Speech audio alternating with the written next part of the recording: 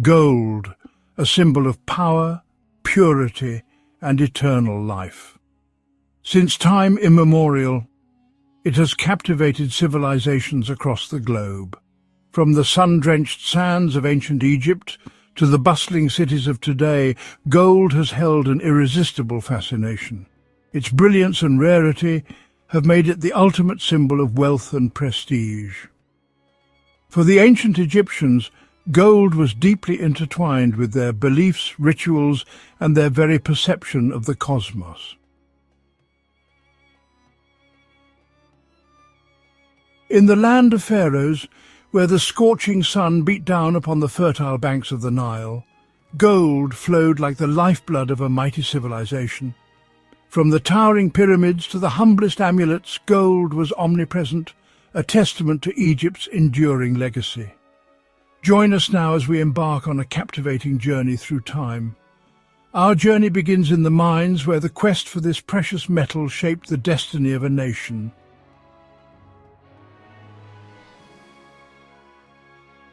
The ancient Egyptians believed that gold was no mere earthly element.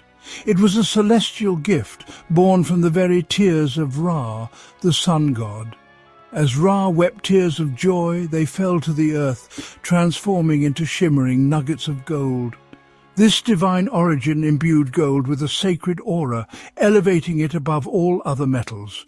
It became synonymous with the sun's radiance, its life-giving warmth, and its association with royalty and power.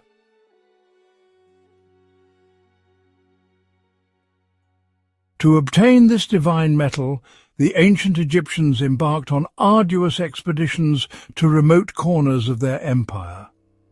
From the Nubian desert in the south to the Sinai Peninsula in the east, they established vast mining operations driven by an insatiable thirst for the precious metal.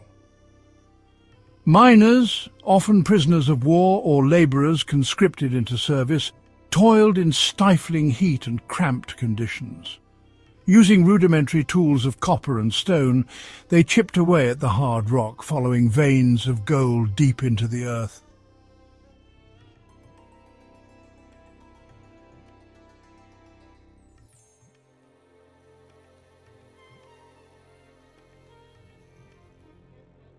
The extracted ore, a mixture of rock and precious metal, was then transported, often on the backs of donkeys or by boat along the Nile, to smelting centres. There, skilled craftsmen employed ingenious techniques to separate the gold from its impurities. Using furnaces fueled by charcoal, they heated the ore to extreme temperatures, melting the gold and allowing it to be collected. This arduous process yielded the precious metal that would adorn temples, tombs, and the bodies of pharaohs.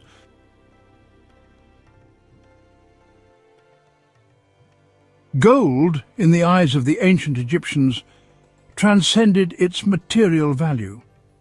It was not merely a symbol of wealth or status, but a divine substance intrinsically linked to the very essence of their gods. They called it the flesh of the gods, a tangible manifestation of the celestial realm on earth. This belief permeated every aspect of their religious life, from the grand temples to the smallest amulets.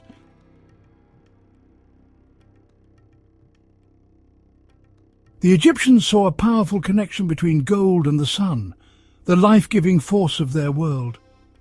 Gold, with its radiant glow, seemed to embody the very essence of the sun's energy. Ra, the sun god, was often depicted with golden skin, his body emanating a warm, ethereal light. The pharaohs, considered to be divine intermediaries between the gods and the people, were also closely associated with gold. Their tombs were filled with golden treasures, their bodies adorned with golden masks and jewellery.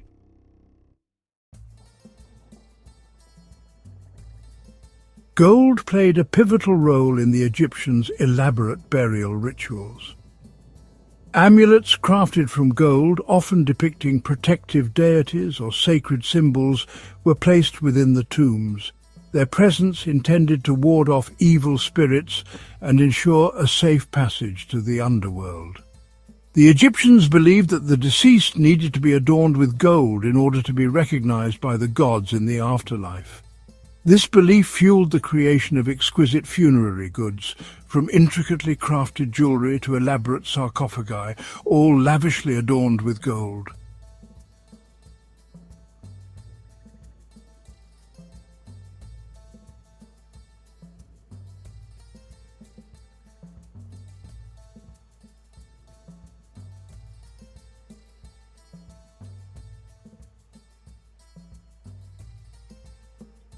While gold held profound religious significance in ancient Egypt, its use extended far beyond temples and tombs. For the elite, gold was a ubiquitous symbol of their status, adorning everything from furniture and chariots to clothing and jewellery. Wealthy Egyptians adorned themselves with elaborate gold necklaces, rings and earrings, showcasing their prosperity and refined taste. Craftsmen transformed gold into exquisite objects, both grand and intimate. They mastered techniques like granulation, filigree and cloisonne, creating intricate designs that showcased their mastery over this precious metal. Even among the common people, gold held a special allure. Amulets made of gold, often depicting protective deities, were highly sought after for their perceived power to ward off evil and bring good fortune.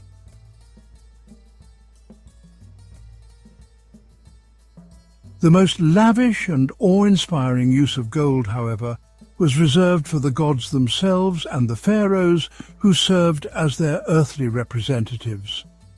Temples dedicated to honouring the gods were adorned with staggering quantities of gold, transforming them into dazzling displays of wealth and devotion. Walls shimmered with gold leaf, statues of deities gleamed under the sun's rays, and even the most mundane objects like offering bowls and incense burners were often crafted from this precious metal. The Egyptians believed that by adorning their temples with gold, they were creating a fitting abode for the gods, a realm worthy of their divine presence. Pharaohs, considered to be living gods, were also inextricably linked to gold. Their tombs, elaborate structures designed to ensure their safe passage to the afterlife, were veritable treasure troves filled with unimaginable quantities of gold.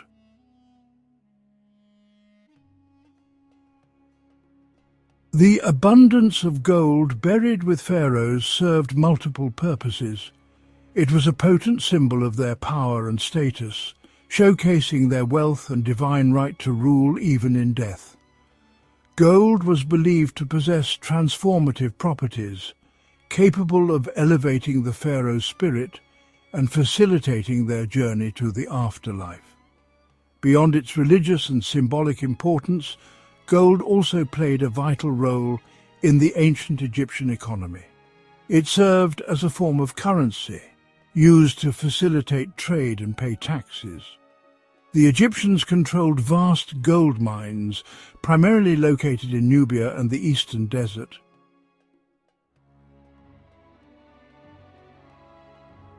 The allure of gold extended far beyond the borders of ancient Egypt.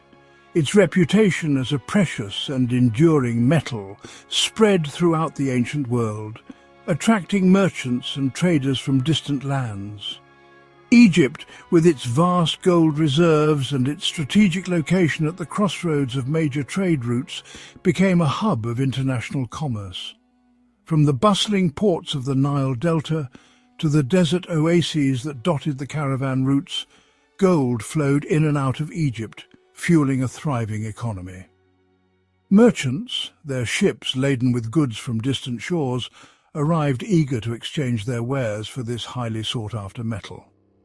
The Egyptians, in turn, sought luxury goods not available within their own borders, such as cedarwood from Lebanon, lapis lazuli from Afghanistan, and ebony and ivory from sub-Saharan Africa.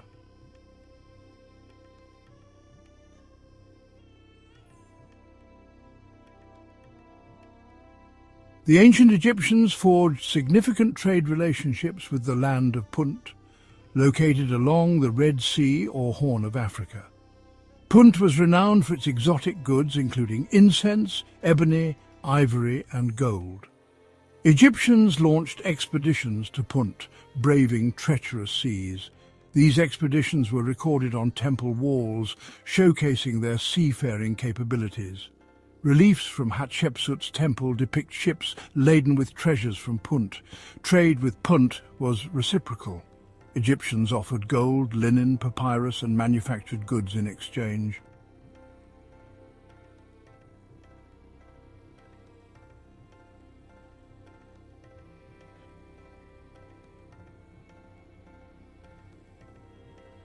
Gold, beyond its role as a commodity, also served as a powerful tool of diplomacy in ancient Egypt.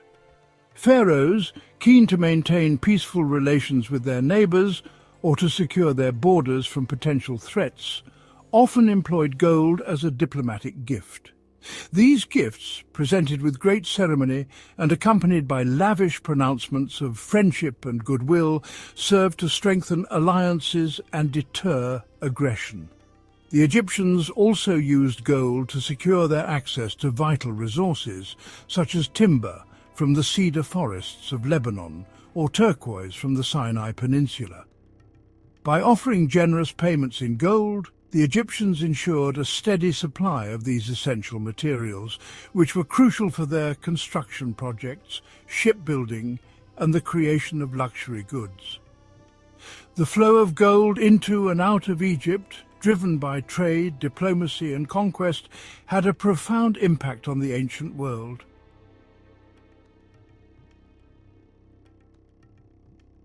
While gold reigned supreme in ancient Egypt, other materials were equally prized for their beauty and rarity. Lapis lazuli, a deep blue stone, was especially valued for its intense colour and celestial associations. Mined in Afghanistan, it symbolized the heavens and the divine. The funerary mask of Tutankhamun showcases lapis lazuli alongside gold, symbolizing wealth and power.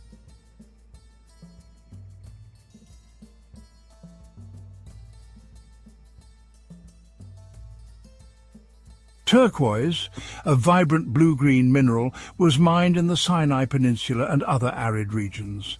Its colour, reminiscent of water and vegetation, symbolized fertility, renewal and protection. Turquoise was used in amulets and jewellery for its perceived magical properties. Obsidian, a volcanic glass, symbolized both chaos and protection. Its sharp edges made it ideal for tools and weapons. Skilled artisans transformed these materials into exquisite objects. These stones enriched the artistic vocabulary of ancient Egypt.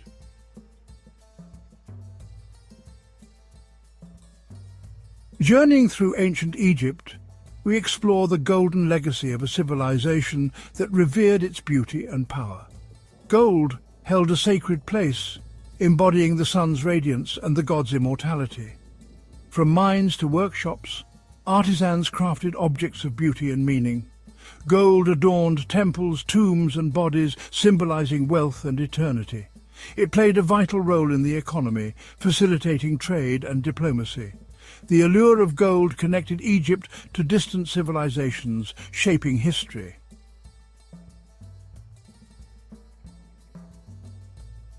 The legacy of ancient Egypt's fascination with gold continues to resonate today.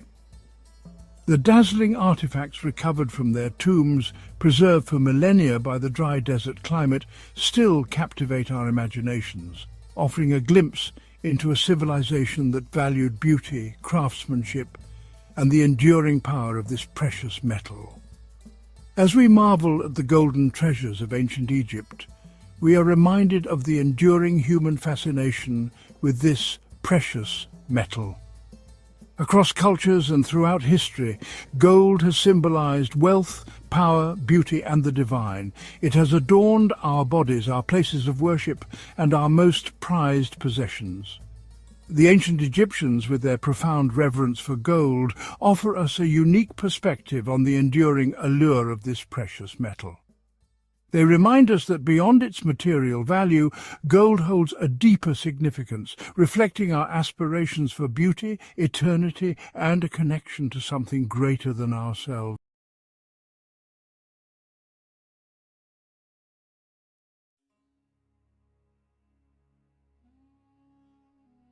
Johann Ludwig Burckhardt, a name synonymous with exploration and discovery, was born in Switzerland in 1784. He grew up in a privileged family, receiving a classical education that ignited a passion for history and languages. Burckhardt's thirst for knowledge extended beyond the confines of Europe. He yearned to explore the distant lands of the Orient, captivated by their ancient civilizations and rich cultures.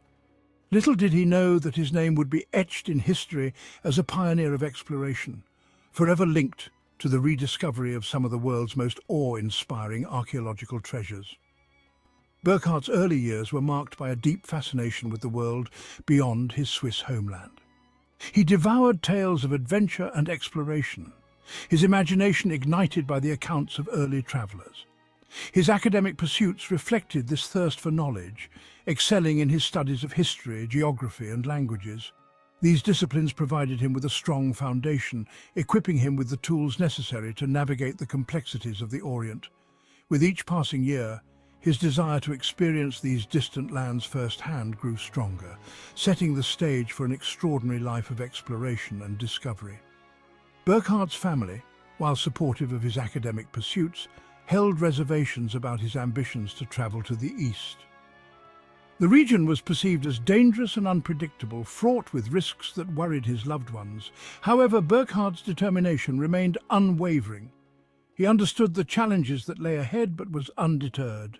His resolve to explore the Orient, to immerse himself in its cultures and uncover its secrets, fueled his determination to overcome any obstacle in his path. This unwavering spirit would serve him well in the years to come, guiding him through the triumphs and tribulations of his extraordinary journeys. Determined to realize his dreams, Burckhardt embarked on a period of rigorous preparation.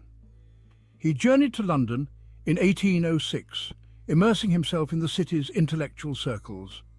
He honed his Arabic language skills at Cambridge, recognizing the importance of mastering local dialects to navigate the complexities of communication in the East. This linguistic dedication was not merely academic, it was a testament to Burckhardt's respect for the cultures he sought to engage with. His studies went beyond language acquisition, encompassing a deep dive into the history, customs and religious practices of the Arab world. He delved into the accounts of previous explorers, scrutinizing their successes and failures, gleaning valuable insights from their experiences. Burckhardt recognized that knowledge, particularly cultural sensitivity, would be his greatest asset in navigating the challenges of the Orient. His preparations were meticulous, reflecting a blend of academic rigor and practical wisdom, shaping him into an explorer uniquely equipped for the journey ahead.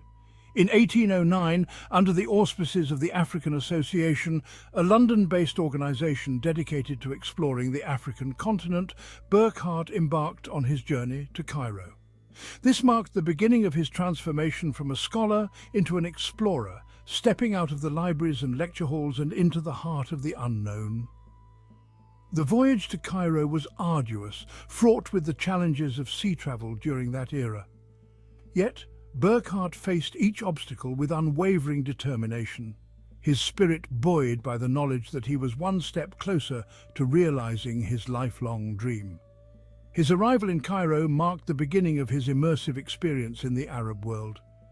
He dedicated himself to perfecting his Arabic, adopting local customs, and immersing himself in the rhythms of life along the Nile. He understood that to truly connect with the people and places he aimed to explore, he needed to blend in, to shed the persona of a European outsider and embrace the guise of a traveler who respected and appreciated the nuances of their culture. This commitment to cultural immersion would prove invaluable in the years to come, enabling him to gain access to places and people that had remained hidden from the outside world. Donning the persona of Sheikh Ibrahim ibn Abdallah, a guise meticulously crafted to blend into local communities, Burckhardt embarked on his exploration of the Ottoman Empire's southern regions.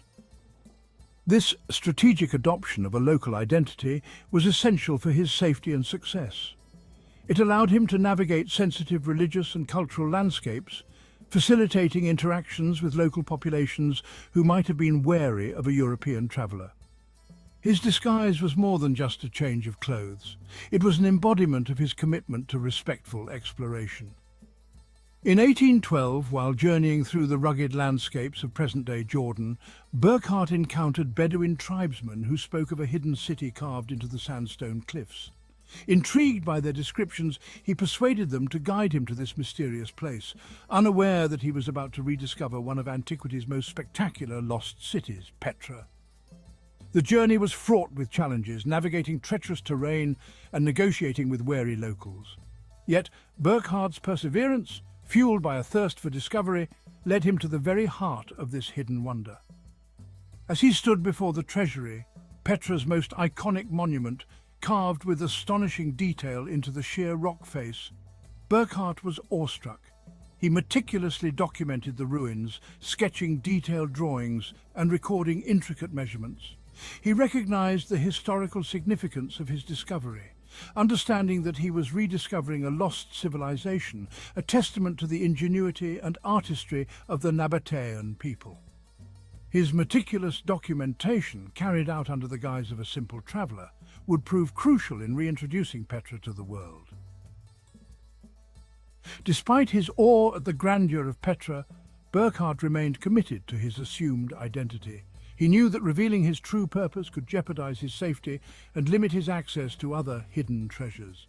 He feigned disinterest, downplaying the significance of the ruins to avoid arousing suspicion. This act of calculated indifference, a testament to his adaptability and quick thinking, allowed him to complete his exploration of Petra and continue his journey, carrying with him the knowledge of a rediscovered wonder that would captivate the world's imagination. Burckhardt's journey continued southward, leading him to Egypt, a land steeped in ancient history. He immersed himself in the study of hieroglyphics, recognizing the importance of deciphering these ancient scripts to unlock the secrets of Egypt's past. His linguistic talents, honed through years of dedicated study, proved invaluable as he grappled with the complexities of this ancient writing system. His efforts, while preliminary, contributed to the growing field of Egyptology, laying the groundwork for future scholars who would ultimately crack the code of hieroglyphics. In 1813, while travelling along the Nile, Burckhardt's attention was drawn to tales of colossal statues buried in the sand near the village of Abu Simbel. Intrigued, he ventured into the desert, guided by local stories and rumours. His perseverance was rewarded when he stumbled upon the awe-inspiring temple complex of Abu Simbel, half buried by the shifting sands of time. The sight of these colossal statues, carved with such grandeur and scale, left him speechless. He recognized the historical significance of his discovery, understanding that he was standing before a monument of unparalleled grandeur, a testament to the power and ambition of Pharaoh Rameses II. He meticulously documented the site, his detailed descriptions and sketches capturing the magnificence of the temple complex. Burckhardt's discovery at Abu Simbel, alongside his rediscovery of Petra, cemented his legacy as a pioneer of archaeology, a man who brought to light some of the ancient world's most spectacular treasures. Despite the challenges he faced, the scorching heat, the unforgiving terrain, and the constant need to maintain his assumed identity, Burckhardt's spirit never wavered. He pressed on, driven by an insatiable curiosity and a profound respect for the cultures he encountered. His journey through Egypt was more than just a geographical exploration. It was a testament to the power of human curiosity. A journey that revealed the enduring allure of ancient civilizations and the thrill of uncovering their hidden wonders.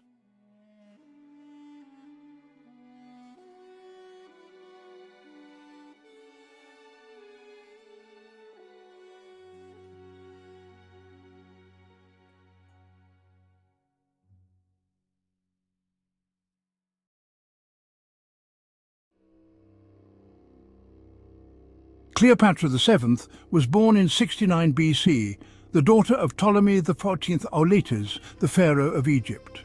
Her family, the Ptolemies, were of Macedonian Greek origin, descendants of one of Alexander the Great's generals. Despite their heritage, the Ptolemies embraced Egyptian culture, and Cleopatra, unlike many of her predecessors, learned the Egyptian language and customs. Cleopatra ascended to the throne in 51 BC at the age of 18, ruling jointly with her younger brother Ptolemy XIII. However, the young queen's reign began amidst political turmoil. Egypt was a wealthy prize, coveted by Rome, the rising power in the Mediterranean. Cleopatra's early years on the throne were marked by power struggles with her brother and his advisors. The young queen, however, possessed a sharp intellect and a keen understanding of politics. She was determined to secure her position and restore Egypt to its former glory. The joint rule of Cleopatra and Ptolemy XIII was fraught with tension. The young pharaoh's advisors, particularly the eunuch Pothinus and the general Achilles, sought to sideline Cleopatra and consolidate their own power. In 48 BC, they succeeded in forcing Cleopatra from Alexandria, the capital of Egypt. Exiled and facing the loss of her throne, Cleopatra refused to accept defeat. She gathered an army in southern Egypt, determined to reclaim her birthright. Meanwhile, a new player entered the Egyptian stage. Julius Caesar, the powerful Roman general, arrived in Alexandria, pursuing his rival, Pompey the Great. Cleopatra saw an opportunity in Caesar's arrival. She famously smuggled herself into Alexandria, reportedly hidden in a rug, to plead her case directly to the Roman general. Caesar, impressed by her intelligence and charisma, agreed to support her claim to the throne. Caesar's intervention in Egyptian affairs led to a brief but fierce conflict known as the Alexandrian War. Caesar, with Cleopatra's forces, faced the army of Ptolemy XIII. The war culminated in a decisive battle on the Nile River, where Ptolemy's forces were routed, and the young pharaoh himself drowned while trying to escape. With her enemies vanquished, Cleopatra was restored to the throne, now ruling jointly with her even younger brother, Ptolemy XIV. However, it was clear that Cleopatra was the true power in Egypt, her position secured by the presence of Caesar and his legions. Caesar remained in Egypt for several months, captivated by Cleopatra's intelligence and charm. Their relationship, both political and personal, would have profound consequences for both Egypt and Rome. In 47 BC, Cleopatra gave birth to a son, Ptolemy Caesar, known to history as Caesarion, widely believed to be Caesar's son. Cleopatra's relationship with Caesar was multifaceted. It was a strategic alliance, securing her position on the throne and providing her with the backing of the most powerful man in the Roman world. Caesar, in turn, benefited from Egypt's wealth and resources, crucial for his ongoing campaigns. Beyond politics, however, their relationship was also one of mutual attraction and intellectual companionship. Cleopatra, fluent in several languages and well-versed in philosophy and the arts, was a captivating conversationalist. Caesar, for his part, was drawn to her intelligence, ambition, and regal bearing. Their affair caused a scandal in Rome, where Caesar's enemies seized upon it as evidence of his growing ambition and disregard for Roman tradition. Cleopatra, however, remained unfazed by Roman gossip. She accompanied Caesar to Rome in 46 BC, where she was received with a mixture of curiosity and disapproval. Section 5. The Queen and the General. Cleopatra and Mark Antony. After Caesar's assassination in 44 BC, Cleopatra returned to Egypt. The Roman Republic was plunged into civil war, and Cleopatra carefully watched the unfolding events. She knew that Egypt's fate was closely tied to the outcome of the Roman power struggle. One of the key figures in the post-Caesar Roman world was Mark Antony, Caesar's close friend and loyal general. In 41 BC, Antony summoned Cleopatra to Tarsus in modern-day Turkey to answer for her alleged support of his enemies. Cleopatra, ever the strategist, saw this as an opportunity to forge a new alliance with a powerful Roman leader. She arrived in Tarsus in grand style, sailing up the Cydnus River on a lavishly decorated barge dressed as the goddess Aphrodite. Antony, known for his love of luxury and spectacle, was completely captivated. Section 6. The Eastern Dream, Cleopatra and Antony's ambitions. Cleopatra and Antony's relationship quickly blossomed into both a passionate love affair and a strategic alliance. They shared a vision of a powerful Eastern empire with Egypt at its heart, challenging the dominance of Rome. Cleopatra provided Antony with financial and military support, crucial for his campaigns against Caesar's assassins and his rivals for power in Rome. Their alliance, however, was viewed with suspicion and hostility in Rome. Antony's enemies portrayed Cleopatra as a manipulative seductress, bent on ensnaring him and using him to further her own ambitions. Antony's public pronouncements, including his decision to bestow upon Cleopatra and their children territories in the east, further fueled these suspicions. Despite the growing opposition in Rome, Cleopatra and Antony continued to consolidate their power in the east. Cleopatra bore Antony 3 children twins, Alexander Helios and Cleopatra Selina, and another son, Ptolemy Philadelphus. While Cleopatra and Antony were building their power base in the east, a new threat was emerging in Rome. Octavian, Caesar's great-nephew and adopted heir, was steadily consolidating his own power. Octavian, a shrewd politician and a ruthless strategist, skillfully exploited Roman anxieties about Antony's relationship with Cleopatra and his perceived Easternization. He presented himself as the defender of Roman tradition and virtue, portraying Antony as a traitor, bewitched by a foreign queen. The conflict between Antony and Octavian escalated into open warfare in 32 BC. Octavian declared war on Cleopatra, skillfully framing the conflict as a war against a foreign enemy rather than a civil war against a fellow Roman. The decisive clash between the forces of Cleopatra and Antony and those of Octavian took place in 31 BC at the Battle of Actium, off the western coast of Greece. The battle was a naval engagement, and despite having a larger fleet, Cleopatra and Antony were decisively defeated. The reasons for their defeat were complex. Antony's forces were plagued by desertions, and his battle plans were hampered by indecision and delays. Cleopatra's fleet, while powerful, was ultimately outmaneuvered by Octavian's admiral, Agrippa.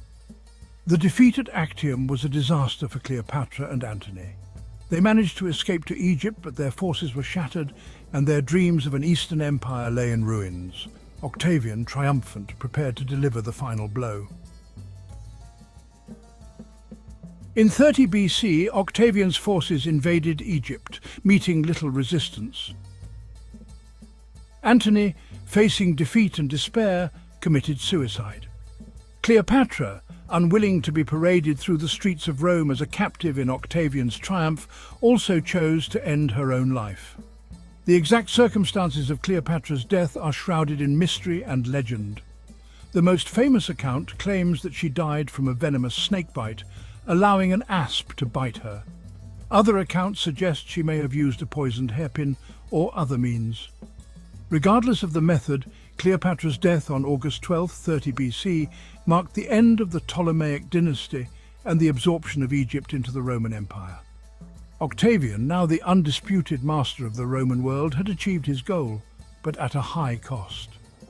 Cleopatra, in death, had denied him the ultimate victory of capturing her alive. Her legend, however, would live on, ensuring her place in history as one of the most captivating and controversial figures of the ancient world. Cleopatra's story has captivated imaginations for centuries. She has been the subject of countless works of art, literature and film, her image transformed and reinterpreted through the lens of different cultures and historical periods. Was she a ruthless seductress who used her charms to manipulate powerful men, or a shrewd and capable ruler who fought to preserve her kingdom in a time of turmoil? The truth, as is often the case with historical figures, likely lies somewhere in between these extremes. Cleopatra's legacy is complex and multifaceted. She was the last pharaoh of Egypt, a queen who navigated the treacherous waters of Roman politics with intelligence and determination. She was a lover, a mother, and a ruler who left an indelible mark on history. Her story, a blend of political intrigue, passionate romance, and ultimate tragedy, continues to fascinate and inspire, ensuring that Cleopatra's legend will endure for generations to come.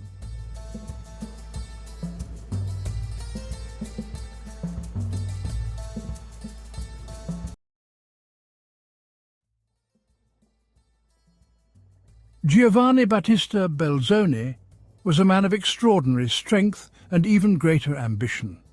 His life was a testament to the power of determination and the pursuit of one's passions. Born in Padua, Italy in 1778, he towered over most at 6 feet 7 inches tall.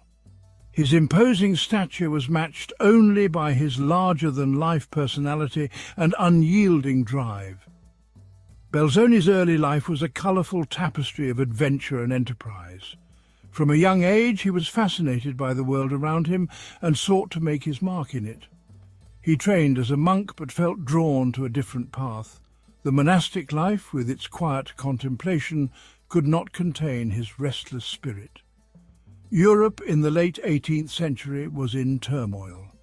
The continent was a hotbed of political upheaval and social change, providing a backdrop for Belzoni's own transformations. Belzoni travelled widely, reinventing himself as a strong man in a travelling circus. His performances were not just about brute strength, they were a showcase of his ingenuity and showmanship. He captivated audiences with feats of strength and hydraulic inventions. His innovative spirit led him to create devices that amazed and entertained people across Europe. Yet his curious mind craved more. The life of a performer, though thrilling, was not enough to satisfy his intellectual hunger.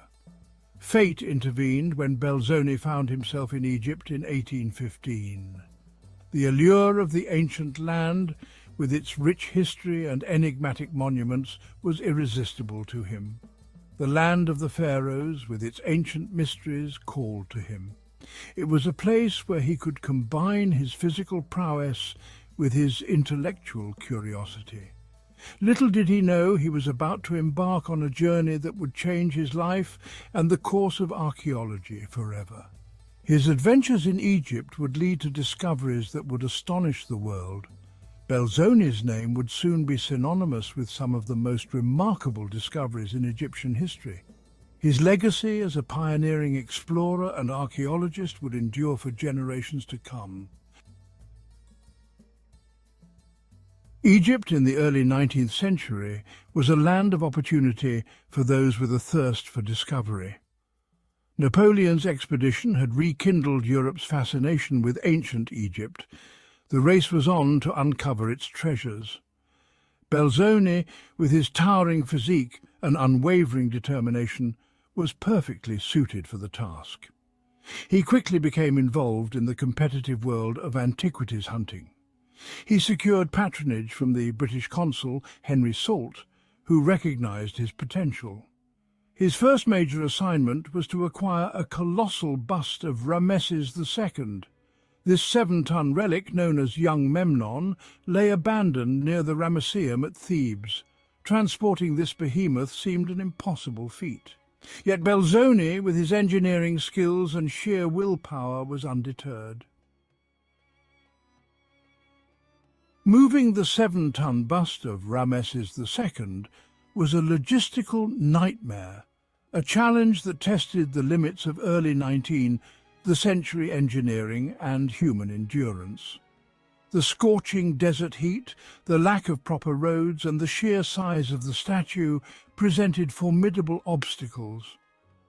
The harsh environment was unforgiving, with temperatures soaring and the terrain offering no mercy. But Belzoni, with his characteristic ingenuity, devised a plan. His background as a circus strongman and engineer gave him unique insights into overcoming such monumental challenges. He assembled a team of hundreds of Egyptian labourers, each playing a crucial role in this Herculean task. They used palm tree trunks as rollers and levers to inch the massive bust forward. This method, though primitive, was effective in distributing the weight and making the statue movable. The operation took months of back-breaking work under the relentless Egyptian sun. The labourers toiled day and night, driven by the vision of completing this extraordinary task. Finally, against all odds, Belzoni succeeded in transporting the colossal bust to the Nile. This was a moment of triumph, a testament to human perseverance and ingenuity. From there it journeyed by boat to Alexandria and eventually to its final destination, the British Museum in London. The journey by water was no less challenging, requiring careful navigation and handling. This remarkable feat of engineering and determination cemented Belzoni's reputation as a legend in the field of archaeology. His success not only brought the bust to a global audience, but also highlighted the incredible achievements of ancient and modern engineering.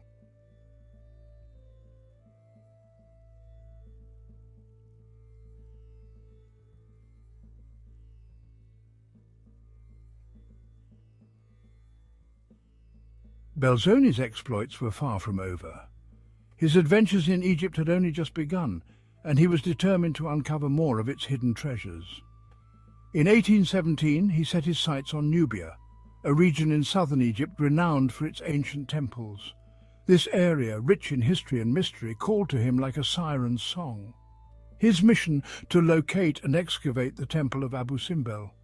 This was no ordinary task. It was a quest that required both courage and ingenuity. This temple, carved into a sandstone cliff, was said to be buried beneath the desert sands. Legends spoke of its grandeur, hidden away for centuries. Guided by local stories and his own intuition, Belzoni found the temple's entrance, half submerged in sand. It was a moment of triumph. But the real work was just beginning. The task of clearing the entrance was monumental. The sheer volume of sand that had to be removed was staggering. Once again, Belzoni rallied a team of workers. These men, driven by the promise of discovery, worked under the scorching sun. They laboured tirelessly, removing tons of sand by hand. Each shovelful brought them closer to unveiling the ancient marvel. Finally, the entrance to the temple, adorned with colossal statues of Rameses II, was revealed. These statues, standing guard for millennia, were a sight to behold. Belzoni's discovery of Abu Simbel was a sensation. News of the find spread quickly, capturing the imagination of people around the world. It offered the world a glimpse into the grandeur and power of the ancient Egyptian civilization. The temple of Abu Simbel became a symbol of the enduring legacy of Egypt's past.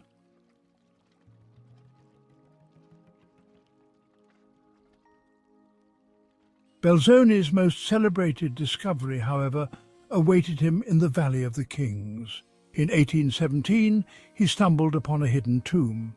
It belonged to Seti I, father of Rameses II.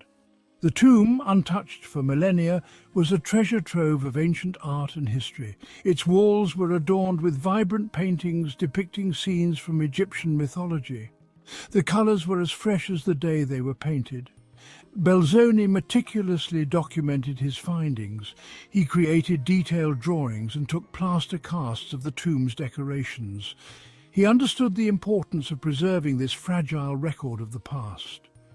His work in the tomb of Seti I set a new standard for archaeological documentation.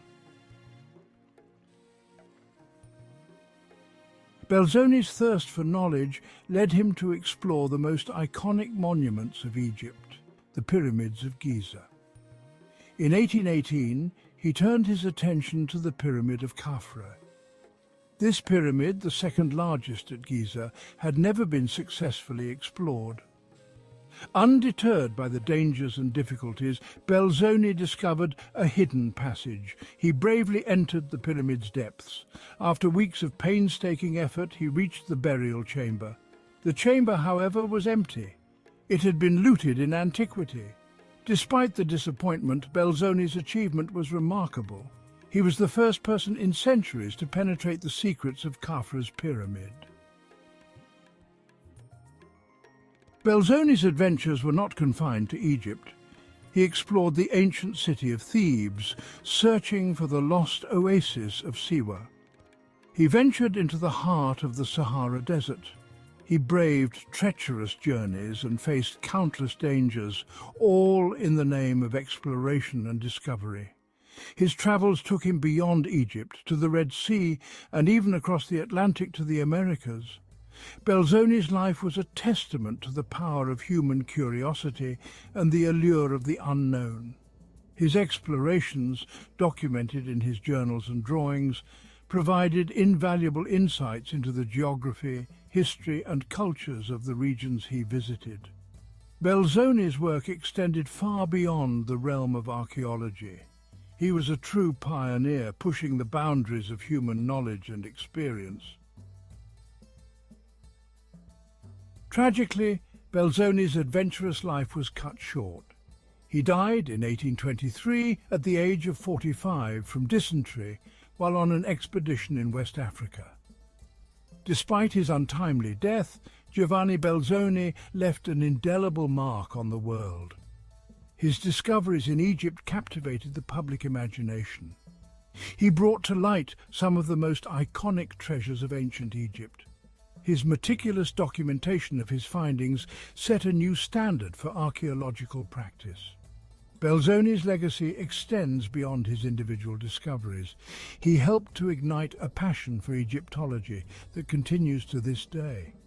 His story serves as a reminder of the power of human curiosity and the importance of preserving our shared cultural heritage. Giovanni Belzoni lived in a time of great change and discovery.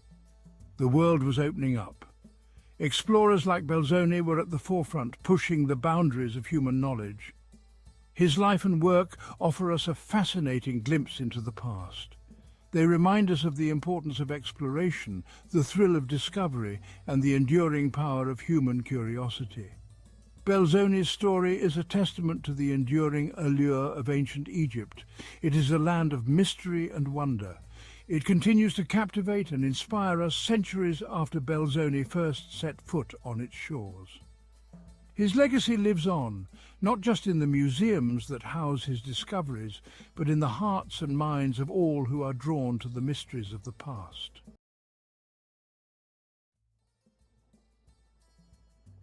The Nile River, a lifeline for ancient Egypt, flows past countless monuments to a glorious past.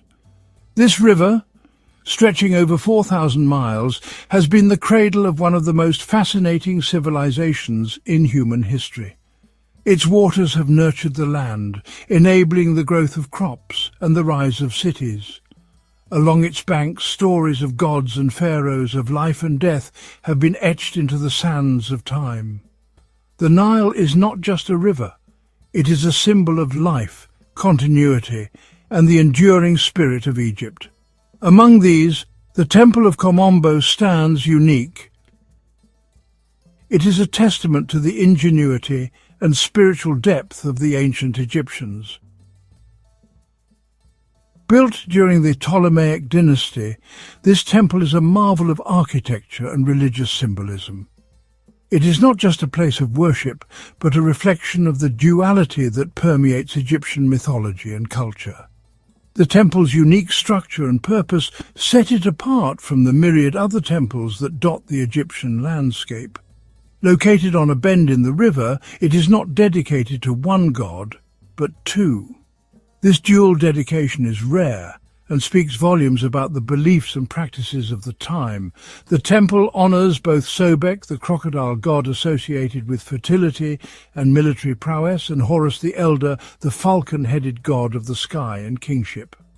This duality is not just a quirk of design, but a profound statement about the balance of power and harmony in the universe.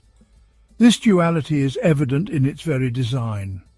The temple is perfectly symmetrical, with two identical entrances, two parallel hypostyle halls, and two sanctuaries. Each side is a mirror image of the other, reflecting the dual nature of the gods it honours. This architectural choice is not merely aesthetic, but deeply symbolic, representing the balance and harmony that was central to ancient Egyptian cosmology. The dual corridors and sanctuaries allow for simultaneous worship, a rare feature that underscores the temple's unique purpose. Two entrances, two hypostyle halls, two sanctuaries, all mirrored in perfect symmetry. This meticulous design is a marvel of ancient engineering and artistry. The symmetry extends to the smallest details, from the carvings on the walls to the layout of the columns. Each element is carefully crafted to maintain the balance and harmony that the temple embodies. This attention to detail is a testament to the skill and dedication of the ancient builders and artists who created this masterpiece. This architectural marvel offers a glimpse into the rich tapestry of ancient Egyptian beliefs. The walls are adorned with intricate carvings and hieroglyphs that tell stories of gods, kings, and everyday life. These inscriptions are not just decorative, but serve as a historical record, providing insights into the religious and social practices of the time. As you walk through the temple, you are transported back in time, experiencing the grandeur and mystery of ancient Egypt. The Temple of Kom Ombo is not just a relic of the past, it is a living testament to the enduring legacy of one of the world's greatest civilizations.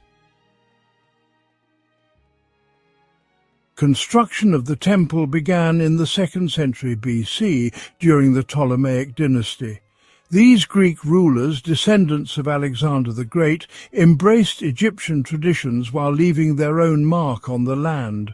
The Ptolemies were prolific builders, and Kom Ombo stands as a testament to their ambition and their reverence for the ancient Egyptian gods.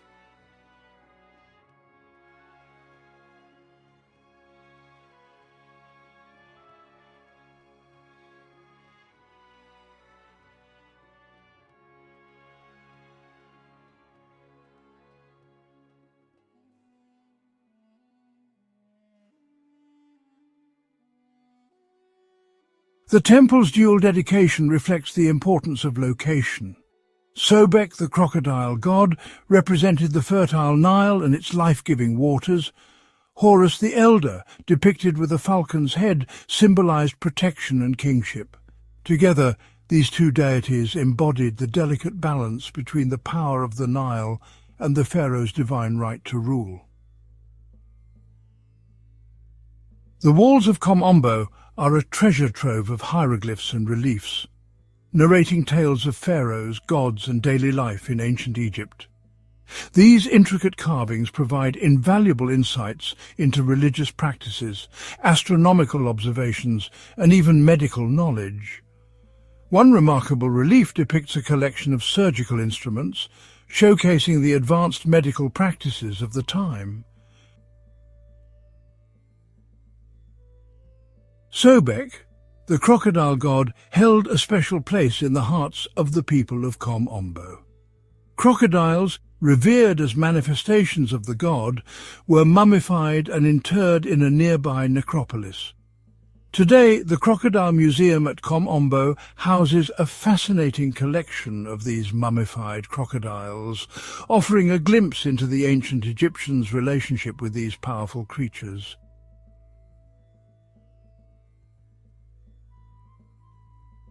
Like many ancient monuments, the Temple of Kom Ombo has not escaped the ravages of time. Centuries of exposure to the elements, coupled with earthquakes and human activity, have taken their toll. The once vibrant colours of the reliefs have faded, and some sections of the temple lie in ruins. Yet even in its weathered state, Kom Ombo retains an undeniable aura of grandeur. Efforts are underway to preserve this architectural masterpiece for future generations. Skilled artisans and archaeologists are painstakingly restoring damaged sections, using traditional techniques and modern technology. Their work ensures that the stories etched into the stones of Kom Ombo will continue to captivate visitors for years to come.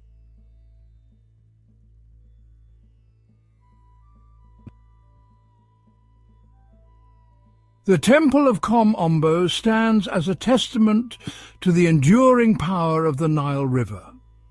For the ancient Egyptians, the Nile was more than just a source of water. It was the very essence of life. The temple's location, perched on the banks of this sacred river, served as a constant reminder of the delicate balance between humanity and nature.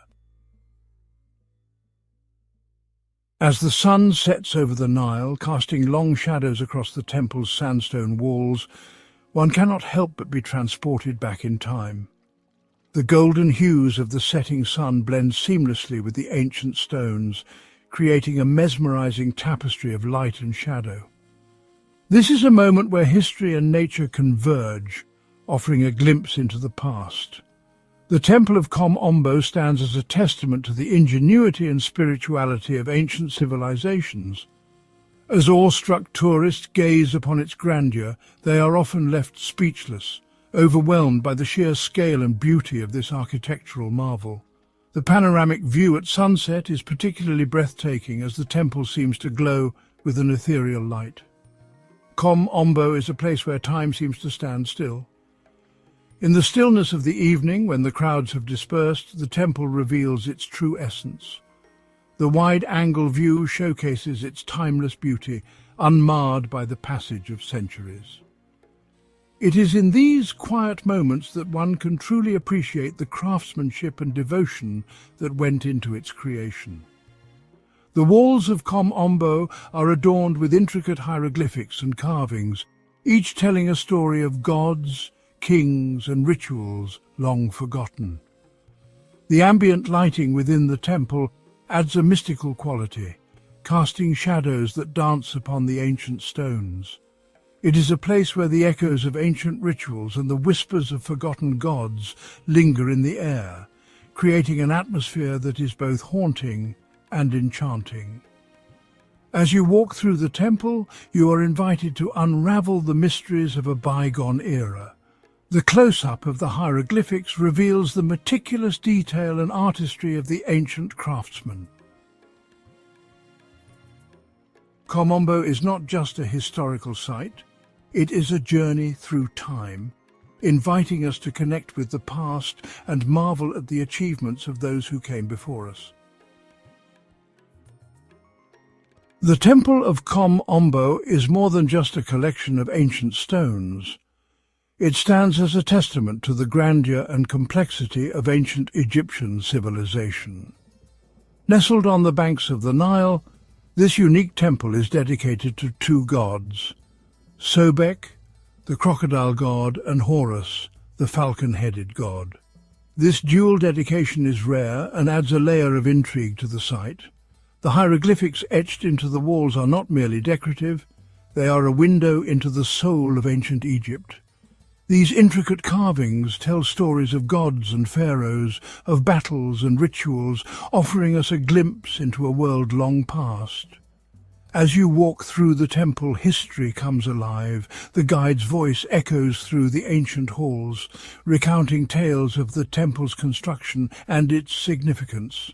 You can almost hear the whispers of the past, inviting you to delve deeper into the mysteries that lie within these ancient walls. The carvings of gods and goddesses are not just artistic expressions, they are invitations to explore the beliefs, values and aspirations of a civilization that flourished thousands of years ago. Each figure, each symbol holds a story waiting to be uncovered. The panoramic views of the temple complex reveal the grandeur of its architecture. The ancient artifacts within the temple are relics of a bygone era, each one a piece of the puzzle that makes up the rich tapestry of ancient Egyptian history. A visit to Kom Ombo is a journey through time. As the sun rises and sets, casting its golden hues on the temple walls, you are reminded of the passage of time and the enduring legacy of human achievement. The time-lapse of visitors exploring the temple shows the continuous fascination it holds for people from all walks of life. The architectural features of Kom Ombo are a marvel to behold. The duality of the temple's twin deities, Sobek and Horus, is a unique aspect that sets it apart from other temples. This duality symbolizes the balance of power and harmony, a concept that was central to ancient Egyptian belief. As night falls, the temple takes on a different persona. Under a starry sky, illuminated by soft lights, Kom Ombo exudes a mystical aura. It is a reminder of the enduring power of human ingenuity and the timeless allure of ancient mysteries. The temple stands as a beacon of history, inviting us to explore, learn, and be inspired by the wonders of the past.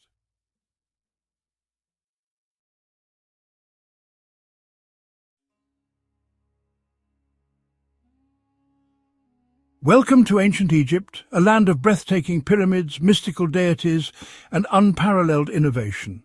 But beyond the monuments and mythology lies a fascinating story of how the ancient Egyptians maintained their health and nourished their bodies. Wellness was not just a personal endeavour, but a cultural cornerstone, deeply intertwined with their spiritual beliefs and daily practices. Join us as we explore the remarkable world of Egyptian medicine and diets, uncovering the secrets of their holistic approach to well-being.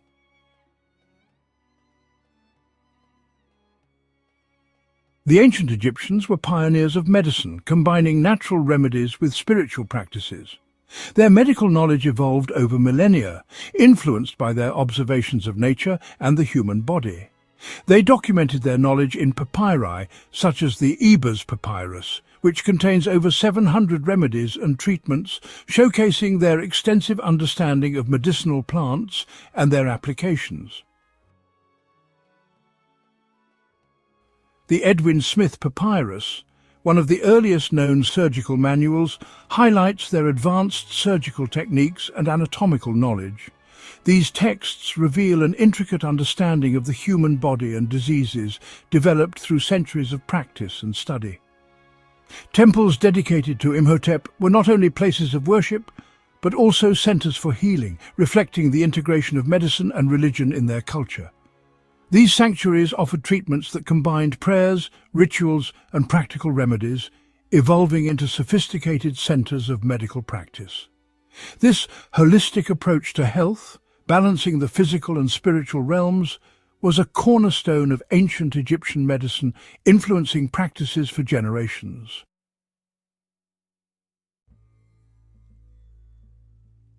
The ancient Egyptians relied on the natural world for healing. Honey was prized for its antiseptic properties and used to treat wounds, while garlic was a common remedy for heart health and stamina. Willow bark, a natural source of salicylic acid, was used to alleviate pain, foreshadowing the development of aspirin thousands of years later. They also excelled in treating physical injuries. Splints made from reeds and bandages soaked in medicinal oils were used to set fractures. For infections, they employed antiseptic poultices made of resin, honey, and even copper salts, which have antibacterial properties. Dental health was a significant concern. The Egyptians used tooth powders made from crushed eggshells and ash to clean their teeth, though they faced challenges due to the abrasive nature of their bread, which wore down enamel over time. Aloe vera was another versatile remedy, used to soothe skin irritations and burns. Poppy seeds were utilized for their sedative properties, helping to relieve pain and induce sleep. Juniper berries and their oil were used to treat digestive issues and as a diuretic. Castor oil was a common laxative, aiding in digestive health and relieving constipation.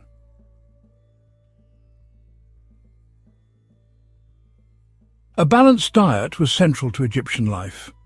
Bread and beer were staples, providing carbohydrates and essential nutrients. Bread was made from emmer wheat or barley, and beer was brewed from the same grains, sometimes flavoured with dates or herbs for added nutrition. Their meals included vegetables such as onions, leeks and garlic, which were rich in vitamins and believed to have medicinal benefits.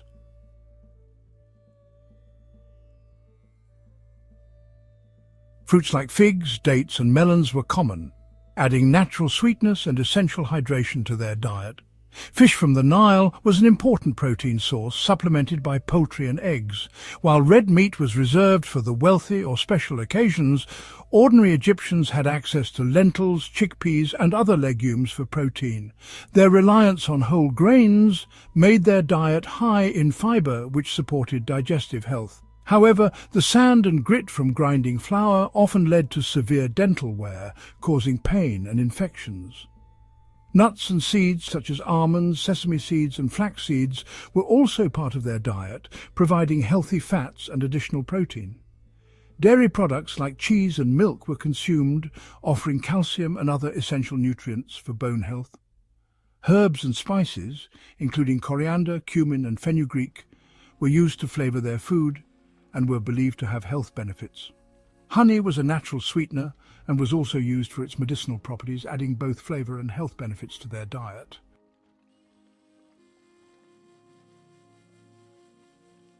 The Nile River was the heart of Egyptian life. Its annual floods brought fertile silt, making agriculture possible. Crops like wheat, barley, flax and vegetables thrived along its banks, ensuring a steady food supply. The river also provided medicinal resources. Papyrus was not only used for writing, but also as material for wound dressings. Plants like lotus flowers and water reeds were incorporated into remedies for ailments ranging from skin conditions to digestive disorders. The cycle of planting and harvesting was closely tied to the Nile's rhythm.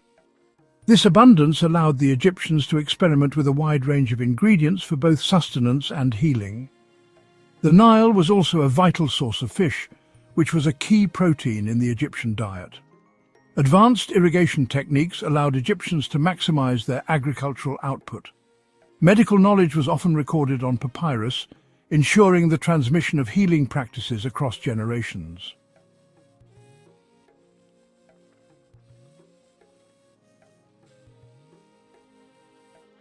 The legacy of ancient Egyptian wellness lives on. Many of their remedies, like honey for wounds and herbal teas for digestion, are still valued today. Modern herbal medicine and essential oils also draw from ancient practices. Their understanding of nutrition and the connection between diet and health was far ahead of its time. Today's Mediterranean diet and healthy eating trends echo their principles. Their approach to wellness reflected their reverence for balance, or ma'at, the harmony that governed all aspects of life. This balance is mirrored in modern wellness practices like yoga and meditation. From the food they ate to the medicines they crafted, the ancient Egyptians demonstrated a profound connection to the world around them. This connection continues in today's natural remedies and farm-to-table movements. Beyond their renowned remedies and diet, the ancient Egyptians also practiced surgery with remarkable skill. They employed a variety of tools, such as scalpels, forceps and probes, many of which have been discovered in tombs, showcasing their advanced understanding of medical procedures. Surgical techniques included trepanation, where holes were drilled into the skull to treat head injuries or illnesses, and the use of sutures made from plant fibers or animal sinews to close wounds. The Edwin Smith Papyrus, a medical text dating back to around 1600 BCE, provides detailed descriptions of these procedures, highlighting the Egyptians' systematic approach to surgery. They also practiced dentistry, extracting teeth and treating dental abscesses with precision. The combination of surgical skill and their vast knowledge of medicinal plants allowed them to perform complex procedures while minimizing pain and infection risks. The ancient Egyptians' contributions to surgery laid the groundwork for future medical advancements, demonstrating their ingenuity and dedication to the well-being of their people. In summary, the ancient Egyptians excelled in various aspects of wellness, from their innovative surgical practices and advanced medical tools to their comprehensive understanding of medicinal plants and balanced diets. Their holistic approach to health and medicine not only ensured the well-being of their people, but also laid a strong foundation for future generations to build upon. In ancient Egypt, medicine was deeply intertwined with magic and religion. Illnesses were believed to be caused by supernatural forces, requiring both medical knowledge and spiritual intervention. Priests, skilled healers, performed rituals to appease gods and expel spirits. Sekhmet, the lion-headed goddess, was revered in medicine. Her priests channeled her power through elaborate ceremonies. Thoth, god of wisdom, bestowed medical knowledge. Amulets and charms protected and aided recovery. Inscribed with sacred texts, they invoked divine protection. The Ebers papyrus blends spells and medical treatments. The heart was seen as the center of thought and health. During mummification, the heart was carefully preserved. Magic and religion ensured holistic well-being. This integration highlights the complexity of ancient Egyptian society and their understanding of the human condition. The diet in ancient Egypt varied significantly between social classes, reflecting wealth and status. The wealthy enjoyed diverse meals with meats, fish, fruits and vegetables. Bread and beer were staples, but quality varied by class. Commoners had simpler diets, mainly bread, beer and vegetables. Meat was a rare luxury for the working class. The Nile's bounty ensured basic foodstuffs for all. Feasts showcased wealth and reinforced social bonds. Food was a marker of status and cultural expression. Ancient Egyptian medicine was advanced and profoundly influential on later civilizations. Their knowledge of herbal remedies, surgical techniques and holistic health laid the groundwork for future practices. The Greeks adopted many Egyptian practices, integrating them into their own medical theories. Hippocrates drew inspiration from Egyptian medical texts. The Romans expanded upon Egyptian medical knowledge. Galen referenced Egyptian practices in his works. Egyptian medical papyri influenced both the ancient world and Renaissance scholars. Their emphasis on mind, body and spirit echoes in modern holistic medicine. The legacy of ancient Egyptian medicine continues to inspire contemporary practices. Understanding their influence provides a broader perspective on medical evolution.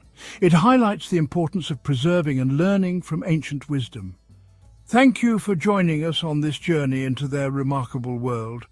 Stay tuned for more explorations of the past. Explore more about ancient Egypt in our next episode. Like, share and subscribe to delve deeper into the mysteries of history.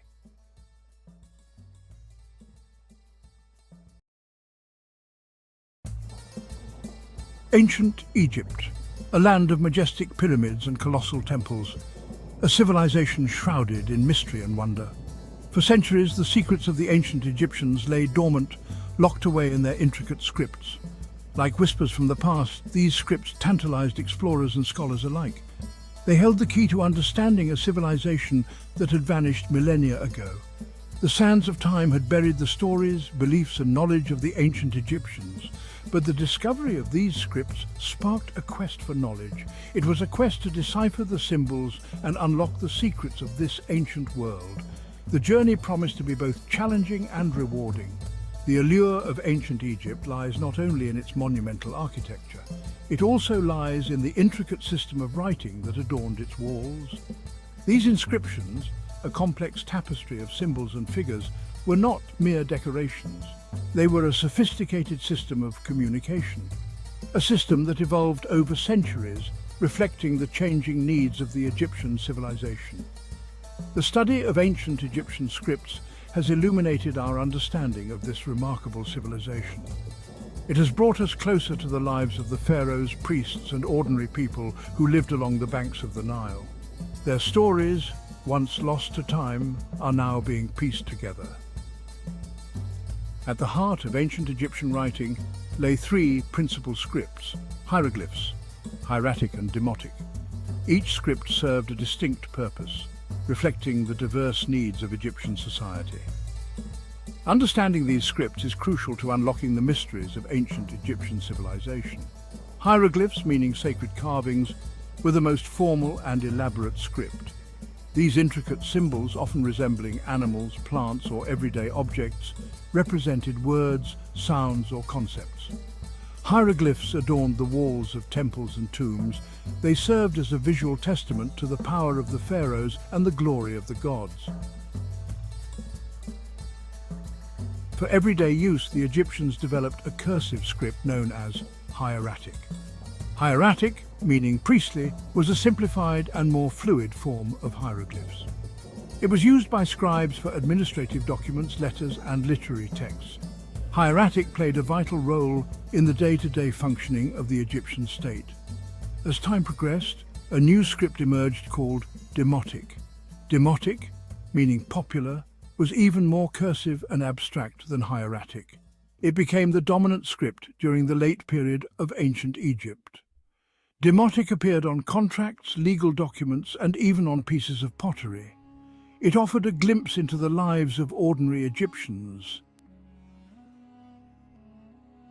The act of writing in ancient Egypt was a sacred and skilled craft.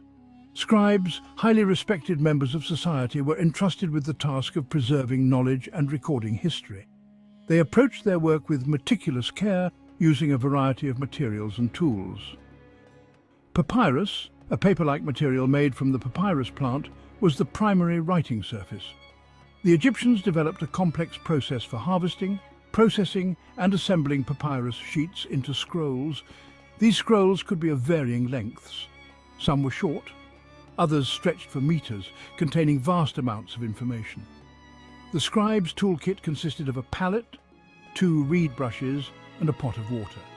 The palette, usually made of wood or stone, held 2 depressions for black and red ink.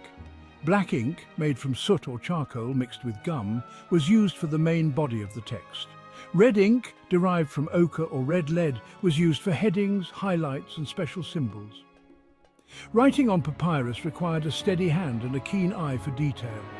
Scribes used the 2 reed brushes with varying thicknesses to create different stroke widths.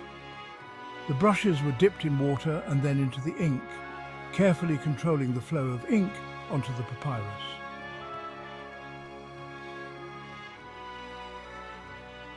For centuries, the secrets of ancient Egyptian scripts remained hidden. Scholars could only marvel at the beauty of the hieroglyphs without understanding their meaning. Then in 1799, a discovery revolutionized the study of ancient Egypt, the Rosetta Stone.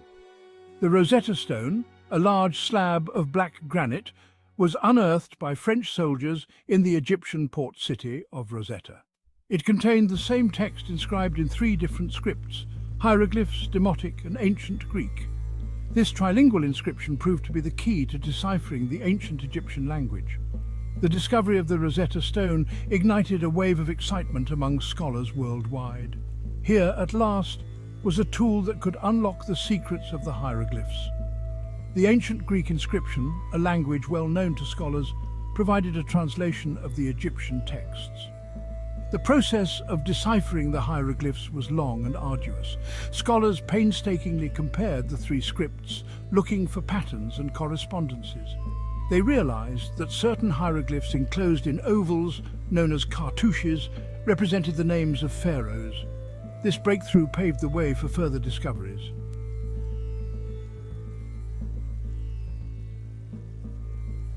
The Egyptian language, like all languages, was not static. It evolved over millennia, adapting to changing social and cultural influences. Understanding this linguistic evolution is crucial to grasping the nuances of ancient Egyptian texts.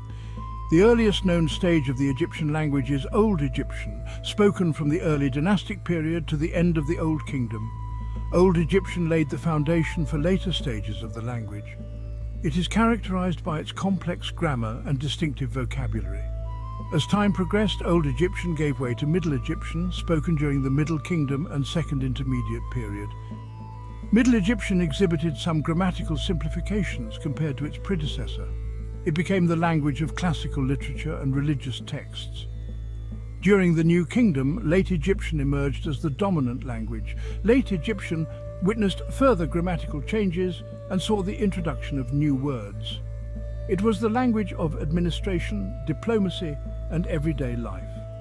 The final stage of the Egyptian language was Coptic, which emerged in the Roman period.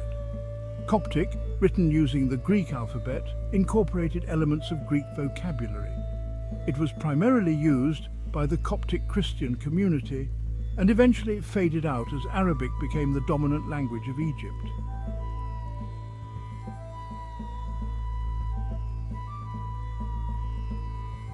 In the hierarchy of ancient Egyptian society, scribes held a position of great respect and influence. They were the guardians of knowledge, responsible for preserving and transmitting information across generations. Their skills were essential to the functioning of the Egyptian state. Becoming a scribe was a long and arduous process. Boys from elite families began their training at a young age. They spent years memorizing hieroglyphs, mastering grammar and learning the intricacies of Egyptian literature. Scribal schools were demanding environments. Discipline was strict. Students who excelled were rewarded with prestigious positions in the royal court or temples. The role of scribes extended far beyond simply writing. They served as administrators, accountants, priests, and even architects. Their knowledge of mathematics, astronomy and engineering was crucial for building temples, surveying land and managing complex irrigation systems. Scribes were not merely copyists, they were also creative thinkers and storytellers. They composed hymns to the gods, love poems and tales of adventure. Their works provide invaluable insights into the beliefs, values and daily lives of the ancient Egyptians.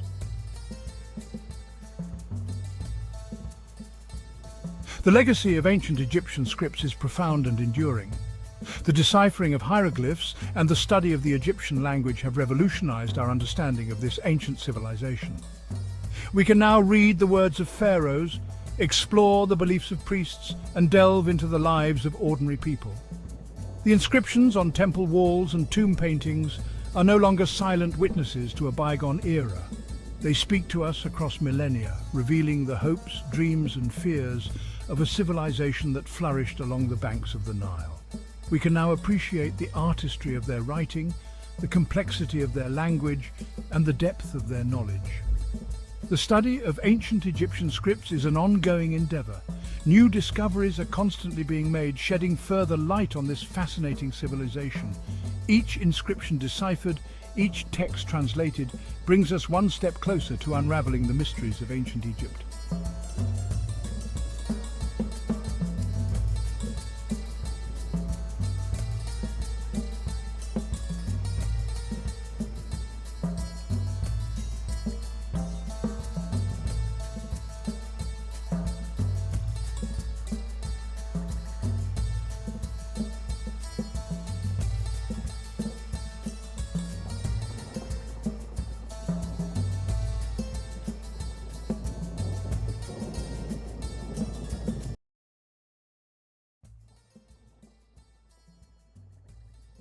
Let's travel back in time to meet the Nabataeans, a fascinating ancient civilization.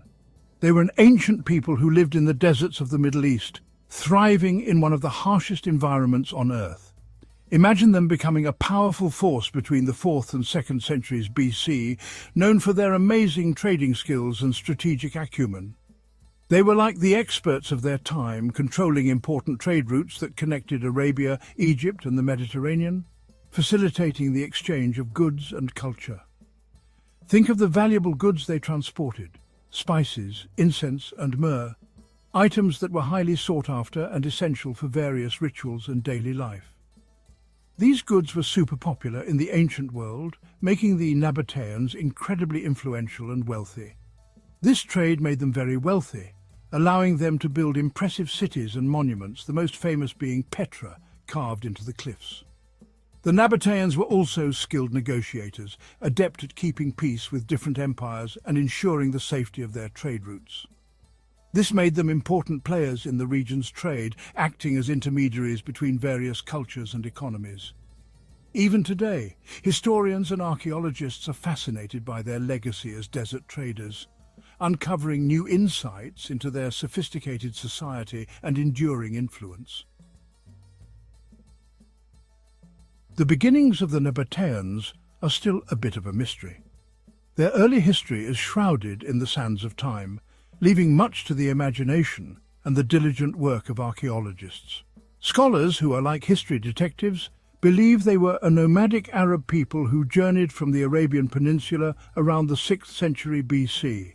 These scholars piece together clues from ancient texts and artifacts to form a picture of the Nabataeans' early days. They settled in what we now know as Jordan, southern Syria, and northwestern Saudi Arabia. This region, with its rugged terrain and strategic location, became the heart of their civilization. Living in this tough desert environment shaped their culture, making them experts at saving water. The harsh conditions of the desert demanded ingenuity and resilience, qualities that the Nabataeans possessed in abundance. They came up with clever ways to collect and store water, which helped them thrive in this unforgiving landscape. Their advanced water management systems, including cisterns and rock-cut channels, were marvels of engineering.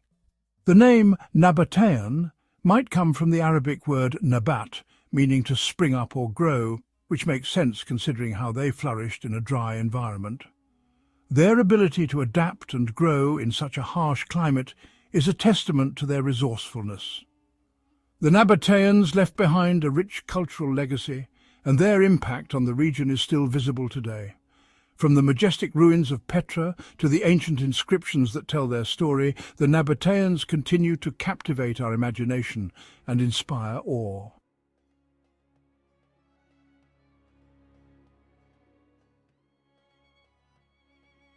The Nabataeans were known for their advanced and fair society. Unlike many ancient civilizations, they didn't believe in slavery. They believed in working together and sharing responsibility, valuing equality and fairness.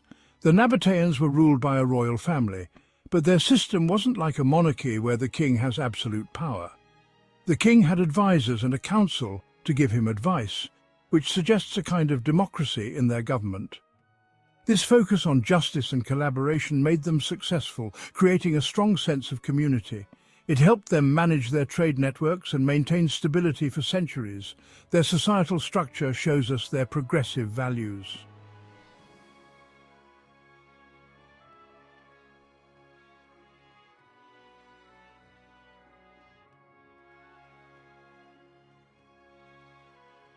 The Nabataeans believed in many gods and goddesses, often connected to nature.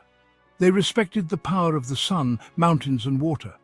Dushara, the god of the mountains, was their main god, and they also worshipped Alat, a goddess of fertility and prosperity.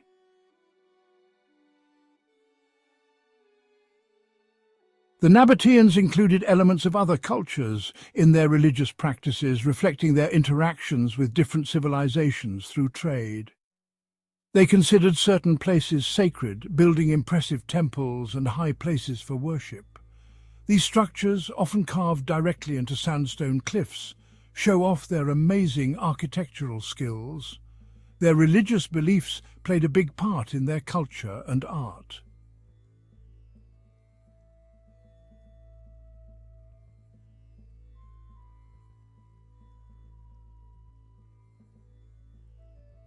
The Nabataean kingdom was in a very strategic location, nestled in the heart of the ancient world. They lived in a region that is now Jordan, southern Syria, and parts of Saudi Arabia, a vast and diverse landscape that offered both challenges and opportunities. Their territory included important trade routes, which were the lifeblood of their economy and culture. These routes crossed the Arabian Peninsula and connected to the Mediterranean Sea, facilitating the exchange of goods, ideas and cultures. This strategic location was really important for their economic success, allowing them to become a central hub in the ancient world.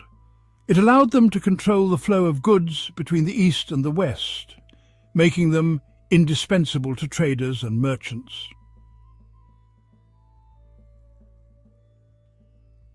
The Nabataeans were skilled diplomats, adept at negotiating and maintaining alliances. They maintained peaceful relationships with their neighbours, ensuring stability and prosperity within their borders. This allowed them to focus on trade and development, building a robust economy and sophisticated infrastructure. They built a network of impressive cities, with Petra being the crown jewel, showcasing their architectural prowess. These cities thrived as centres of commerce and culture, attracting people from all over the ancient world. Their ability to thrive in a challenging environment is a testament to their adaptability and ingenuity, leaving a legacy that continues to inspire to this day.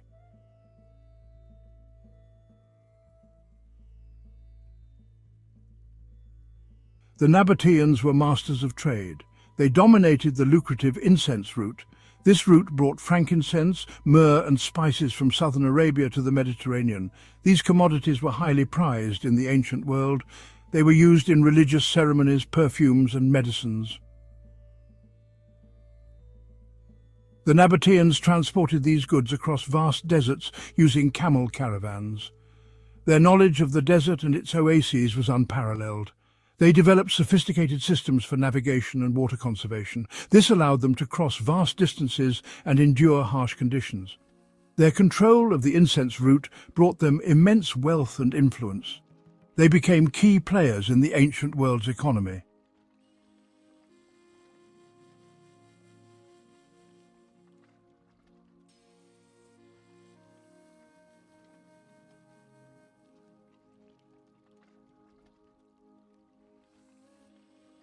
The Nabataeans are perhaps best known for their capital city, Petra. This magnificent city, located in Jordan, is a UNESCO World Heritage Site. Petra is renowned for its awe-inspiring rock-cut architecture. The city is carved directly into towering sandstone cliffs. The most iconic structure in Petra is the treasury. This elaborate facade, carved into the cliff face, is a testament to the Nabataeans' architectural genius. It served as a royal tomb. Petra was more than just a city. It was a symbol of Nabataean wealth and power. It showcased their mastery of engineering and art.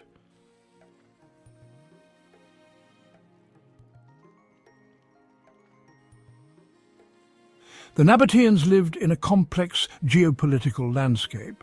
They interacted with powerful empires like the Ptolemies of Egypt and the Seleucids of Syria. The Nabataeans were skilled diplomats. They formed alliances and negotiated their independence. They successfully defended their territory against invasions. They demonstrated their military prowess.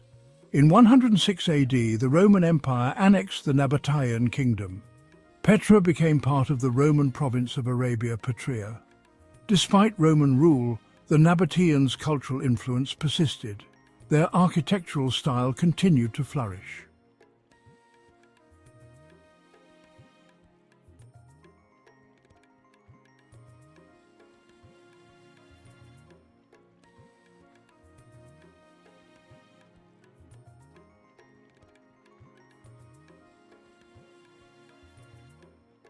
The Nabataean kingdom may have fallen to the Romans. However, their legacy continues to resonate today. Their impressive architectural achievements, particularly Petra, continue to inspire awe and wonder. Their innovative water management systems are still studied by modern engineers. The Nabataeans made significant contributions to art, language, and culture. They developed a distinctive script. This script influenced the development of the Arabic alphabet. Their artistic motifs, blending Eastern and Western influences, reflect their cosmopolitan nature. The Nabataeans were a remarkable civilization. They thrived in a challenging environment. They built a prosperous kingdom on trade and innovation. Their story is a testament to human ingenuity and resilience. Their legacy continues to enrich our understanding of the ancient world.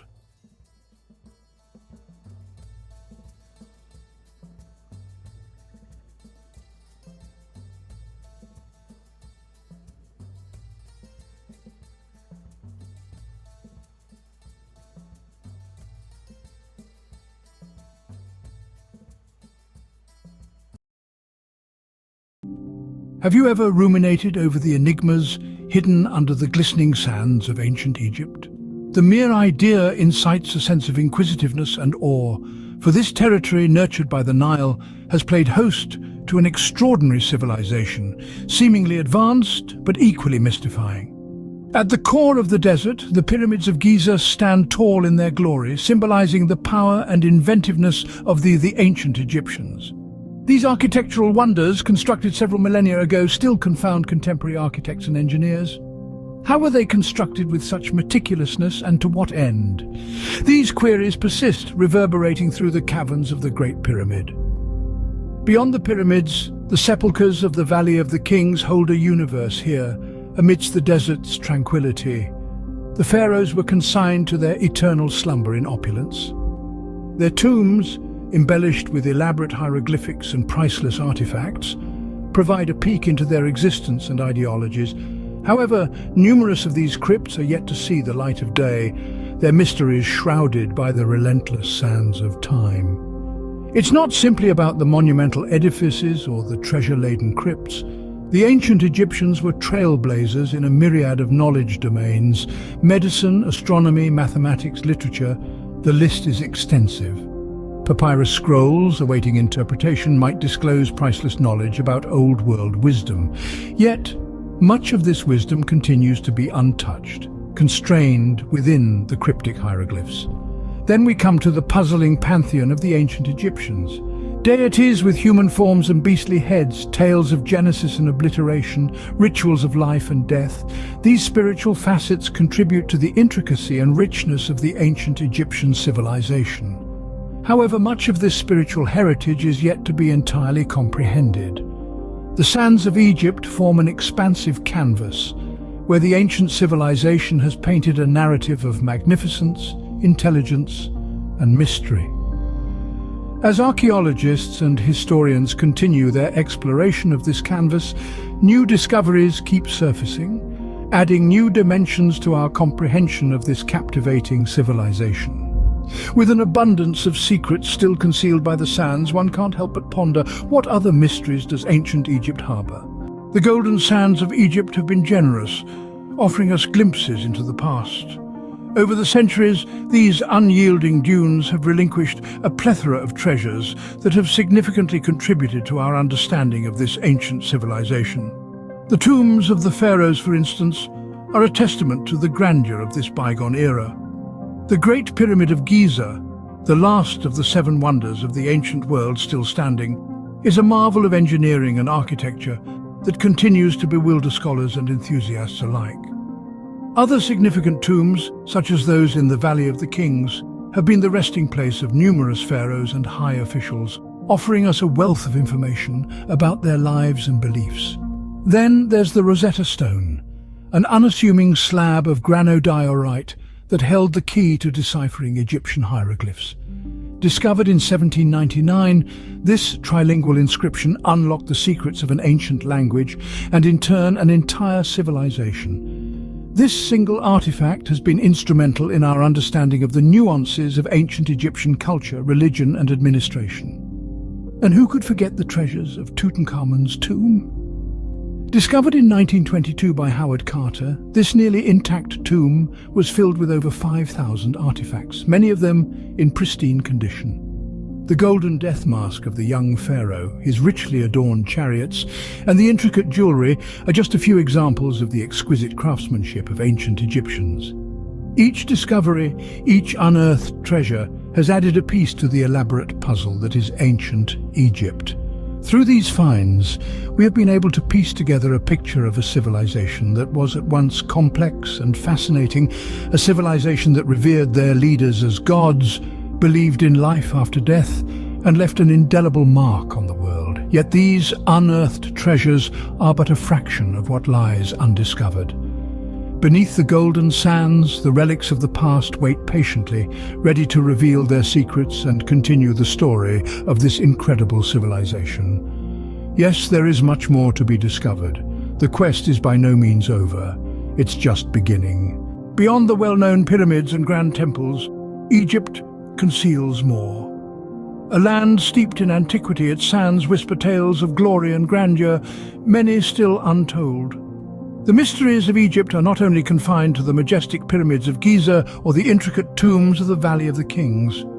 Instead, they lie in wait beneath the vast expanses of the desert, within the heart of its bustling cities, and along the fertile banks of the Nile. The scope for discovery in Egypt is vast, as the recent unearthing of the lost Golden City near Luxor attests.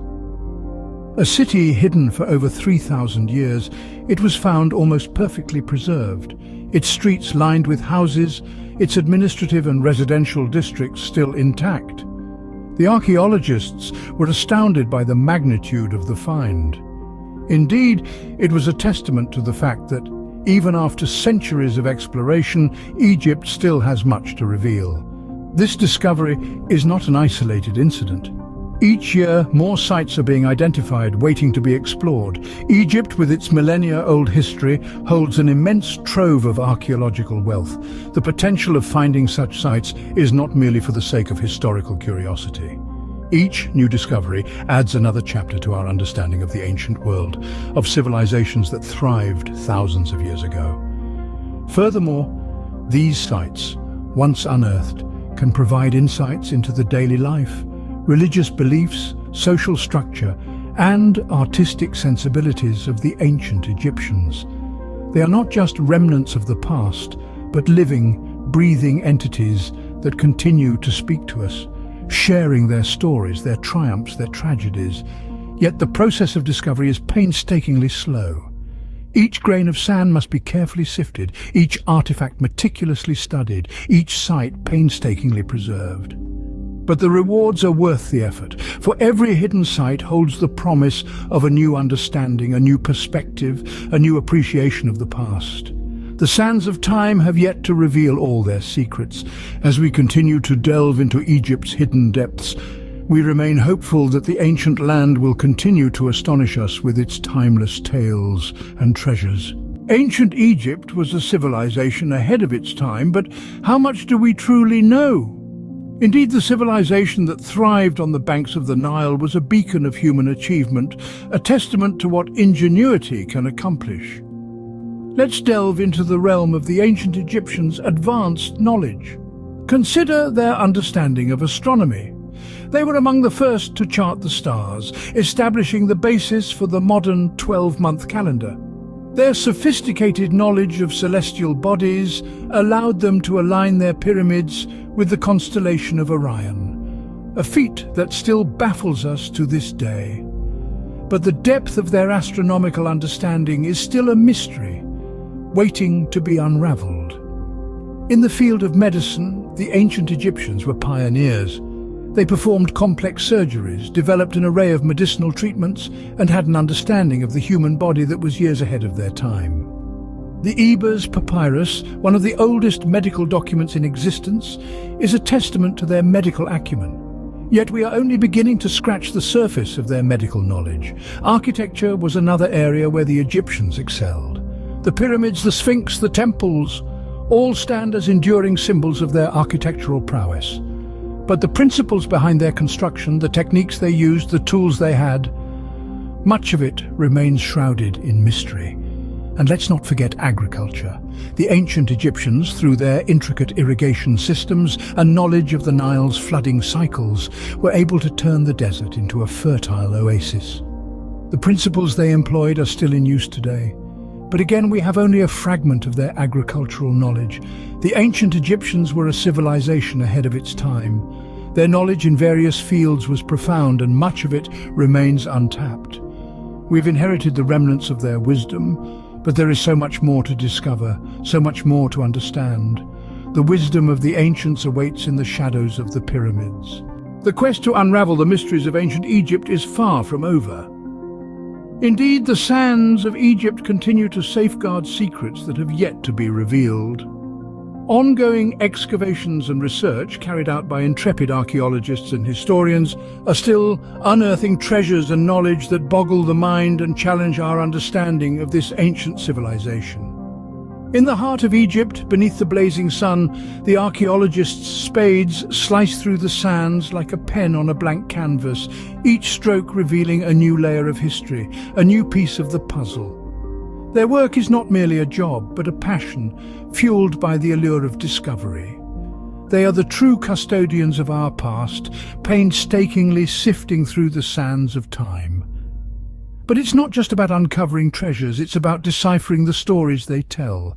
Every artifact, every inscription, every monument holds a narrative waiting to be understood.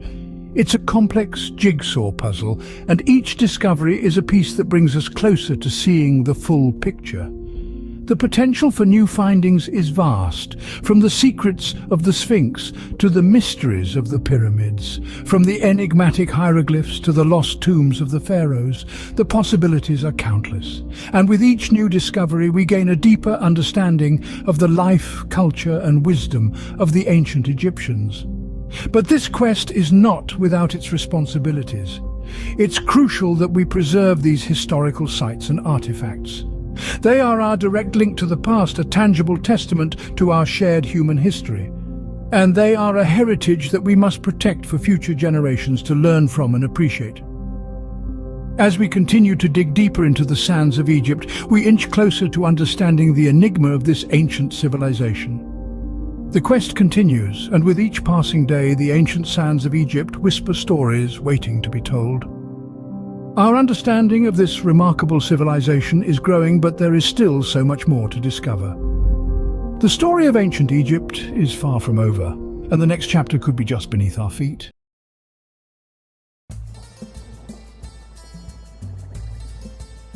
Egypt, a land of timeless wonder, where the sands of the desert whisper secrets of the past. For millennia, this ancient land has been the cradle of civilization, a place where history and legend intertwine. But today, we stand at a critical juncture in Egypt's history. The treasures of this land are under threat, and the world must come together to preserve its heritage. In this documentary, we embark on a journey through time and history, exploring Egypt's most iconic monuments and artifacts, and the incredible efforts made to safeguard them for future generations. Our journey begins at the heart of Egypt's ancient wonders, the Pyramids of Giza. These colossal structures, built over 4,500 years ago, continue to stand as a testament to human ingenuity and determination. The pyramids, as the eternal guardians of Egypt, have witnessed countless generations passing beneath their towering shadows. It's awe-inspiring to think that allegedly, these massive edifices were constructed without modern machinery, using nothing but the strength and determination of ancient Egyptians. The precision and engineering skill on display here are a testament to their advanced knowledge. However, the passage of time has taken its toll. The pyramids have faced threats ranging from natural erosion to the impact of modern urbanization. To preserve these iconic structures, a delicate balance must be maintained between allowing access to tourists and protecting them from harm. Today, cutting-edge technology plays a pivotal role in monitoring the pyramid's structural integrity. Sensors and monitoring devices keep a vigilant watch, ensuring any changes in temperature, humidity, or seismic activity are detected promptly.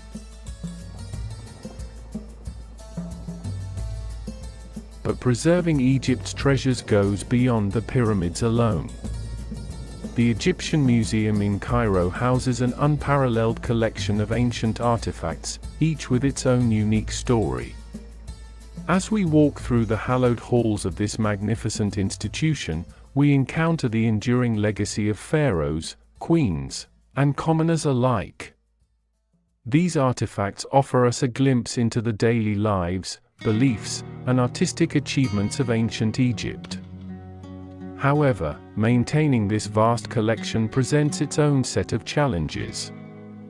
The artifacts, some thousands of years old, require meticulous care and conservation to prevent deterioration. Skilled conservators work tirelessly to restore and protect these priceless relics.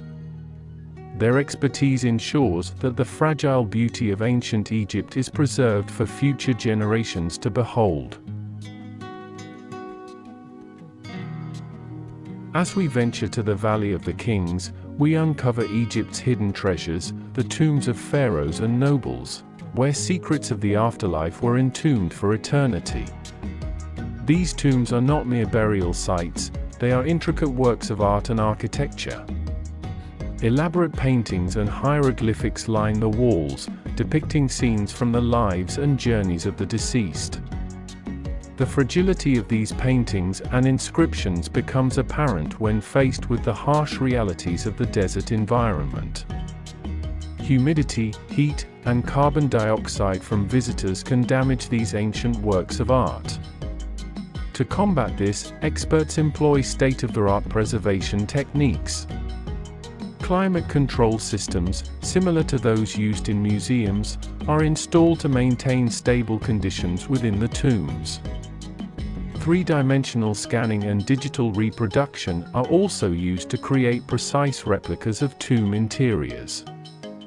These replicas allow scholars and visitors alike to appreciate the beauty and significance of these underground wonders, without risking harm to the originals.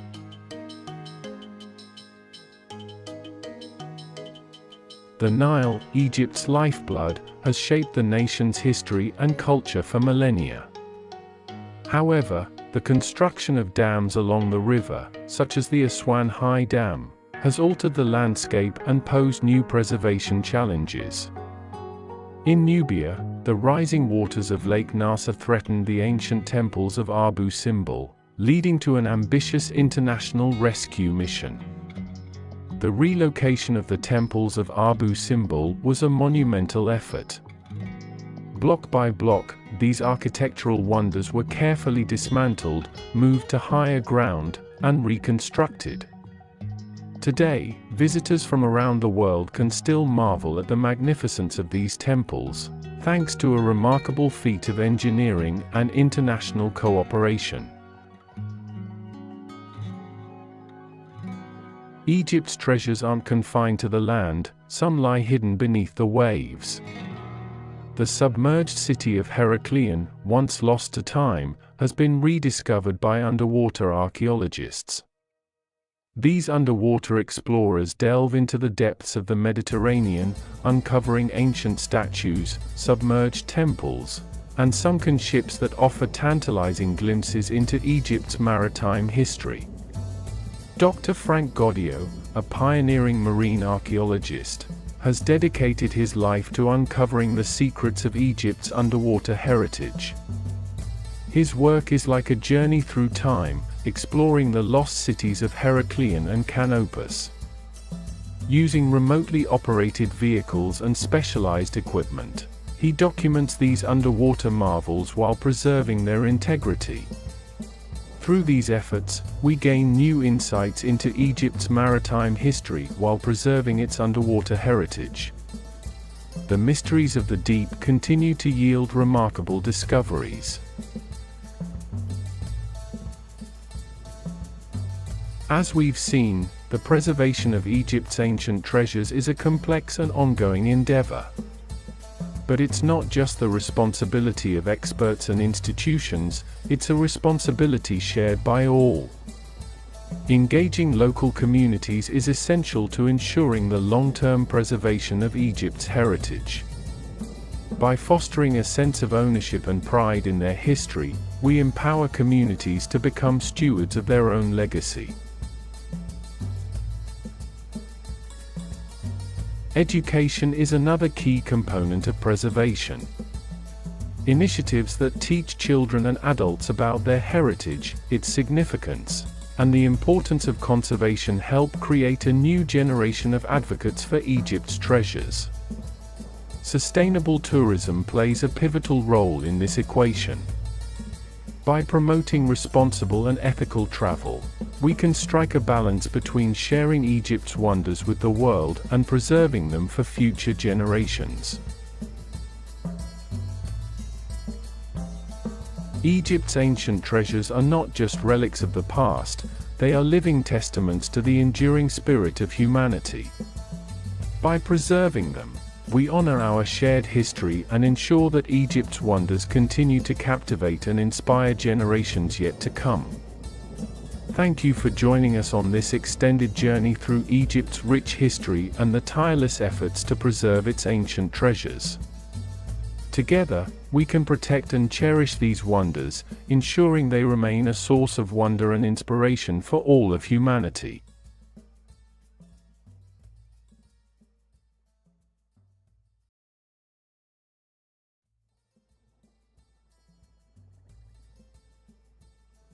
The sands of Egypt hold more than just ancient ruins and buried treasure. They whisper stories of a civilization that thrived for millennia. Journey with us now as we peel back the layers of time and uncover the culinary world of the ancient Egyptians. Imagine the Nile River, a glistening ribbon of life meandering through the desert. Its fertile banks gave birth to a civilization that would become a beacon of art, architecture and culture. The food of ancient Egypt wasn't merely sustenance. It was a reflection of their beliefs, their social structure and their deep connection to the land. Through their cuisine we can catch a glimpse of their world.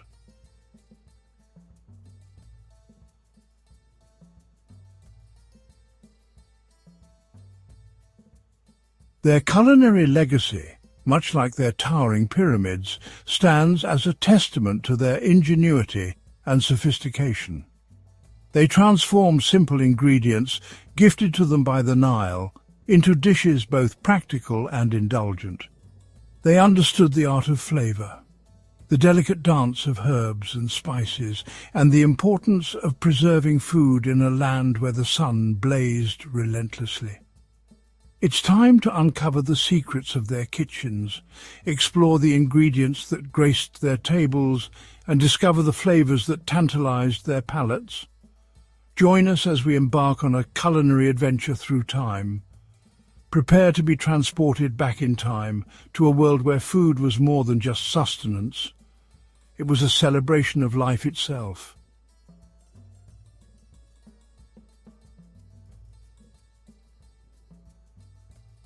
The Nile River, often referred to as the father of life by the ancient Egyptians, was much more than a waterway. It was the lifeblood of the civilization, its ebb and flow dictating the rhythm of their lives. Wheat, barley and emmer, these grains, nurtured by the Nile's annual floods, were the staples of their daily bread. Bread, in its various forms, was the cornerstone of their meals, a testament to the land's generosity.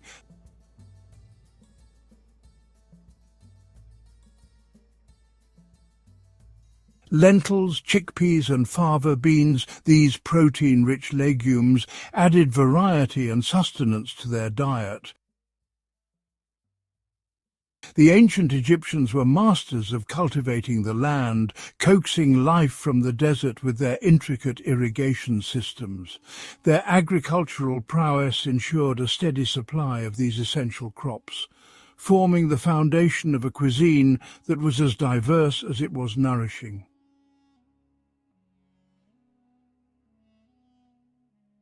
Onions, garlic and leeks, these pungent bulbs, added depth and complexity to their dishes. Lettuce, cucumbers and radishes, these refreshing vegetables, provided a welcome respite from the desert heat. Dates, figs and pomegranates, these sweet treats, offered a burst of natural sugar and were enjoyed fresh or dried. The Nile Valley, with its fertile soil and predictable floods, provided the ancient Egyptians with a rich tapestry of flavours. They embraced the land's offerings, incorporating a variety of vegetables and fruits into their diet, creating a cuisine that was both flavourful and nutritious.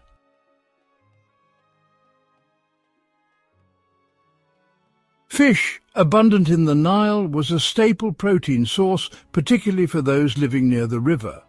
Fish was often dried, salted or smoked, preserving it for leaner times. Fowls such as ducks, geese and pigeons were also a part of their diet. Meat from cattle, sheep and goats was a more luxurious food, reserved for special occasions or the elite.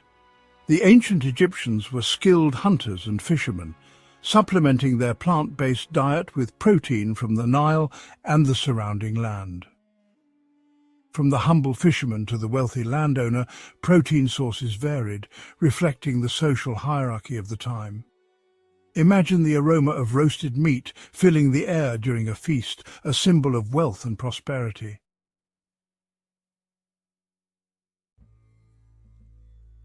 While the common people of Egypt relied on the Nile's bounty for their sustenance, the pharaohs and the elite enjoyed a lavish and diverse diet. For the pharaohs, food was not merely fuel. It was a symbol of their status, power, and divine right to rule. Spices like cumin, coriander and saffron imported from distant lands infused their dishes with exotic aromas and tastes. Honey, a symbol of wealth and luxury, was used liberally to sweeten their food and drinks. The pharaohs dined on delicacies that were beyond the reach of ordinary Egyptians.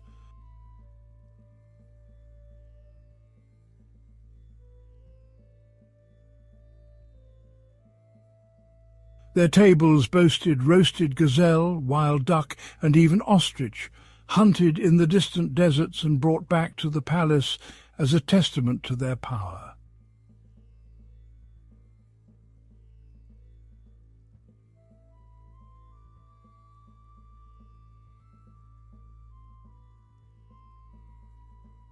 Wine, a symbol of celebration and abundance, flowed freely at these lavish banquets. Sweets, made with honey, dates and figs, provided a sweet ending to their extravagant meals. The pharaohs' meals were a far cry from the simple fare of their subjects. Their diets were a reflection of their wealth, power and access to resources that were beyond the reach of ordinary Egyptians. The pharaoh, considered a living god, had access to the most exclusive and luxurious foods, a diet designed to reflect his divine status. His meals were prepared by a dedicated team of cooks who adhered to strict rituals and guidelines to ensure their purity and quality.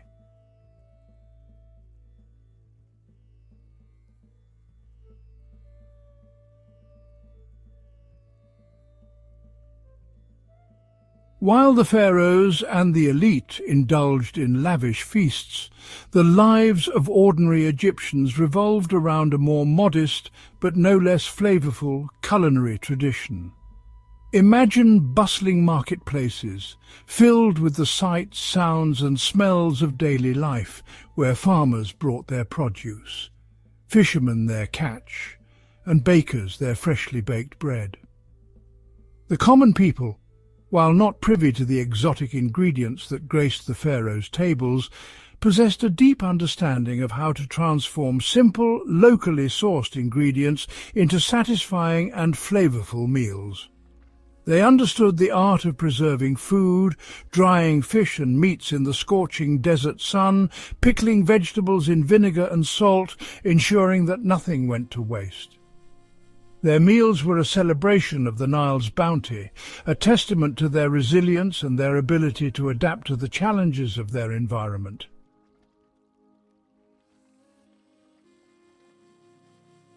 The ancient Egyptians, masters of agriculture, cultivated a dazzling array of fruits that thrived in the fertile Nile Valley. Dates, with their sticky sweetness and chewy texture, were a staple food, a source of natural sugar and energy. Dates were enjoyed fresh, dried, used to sweeten cakes and breads, or even fermented into a mildly alcoholic beverage.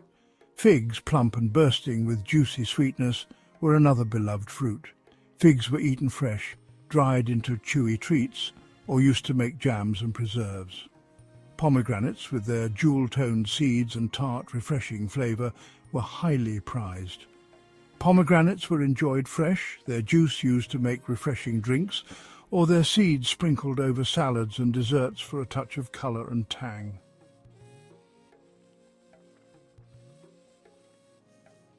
Grapes, cultivated in vineyards that stretched along the Nile Delta, were a symbol of abundance and celebration.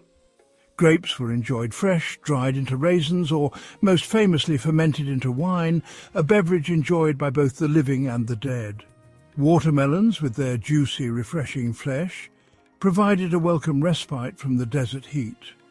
Watermelons were enjoyed fresh, their juice quenching thirst and providing much-needed hydration under the scorching sun. These fruits, gifts of the fertile Nile Valley, were more than just food to the ancient Egyptians. They were symbols of life, abundance, and the generosity of the gods. They were woven into the fabric of their daily lives, their flavors enjoyed by pharaohs and peasants alike.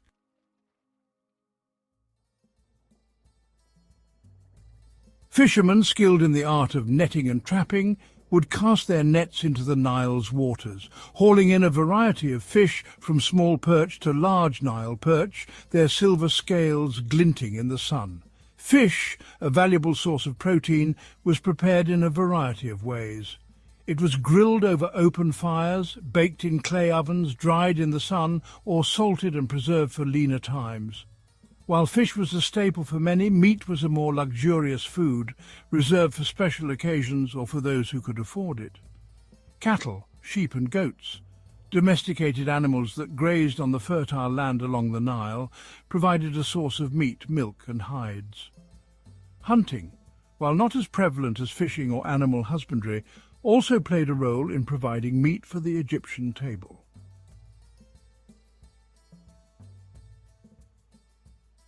Honey, often referred to as liquid gold by the ancient Egyptians, was far more than just a sweetener. It was a symbol of purity, a gift from the gods and a prized ingredient in their culinary repertoire. Honey was used to sweeten cakes, pastries and desserts, adding a touch of luxury to their otherwise simple fare. But honey's role in ancient Egyptian cuisine extended far beyond sweetening. It was used as a glaze for roasted meats, its sweetness caramelizing over the fire, creating a rich, flavorful crust. Honey was also used as a preservative, its antibacterial properties extending the shelf life of fruits, vegetables, and even meats.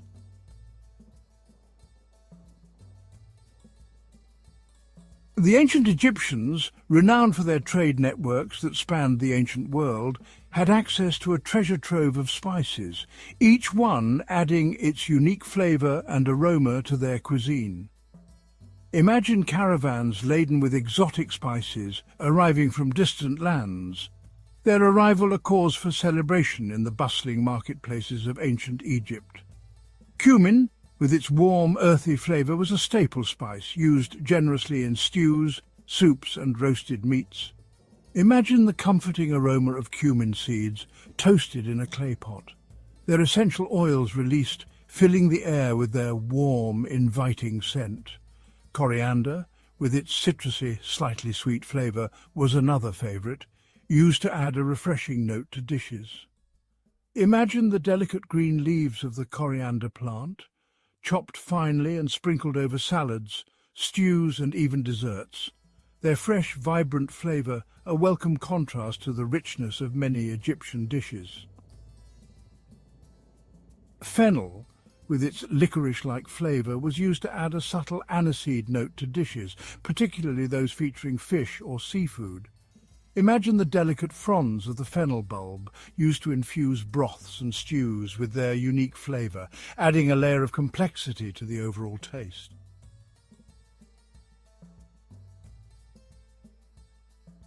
The ancient Egyptians were remarkably innovative in their culinary practices. They developed techniques for preserving food and brewing beverages.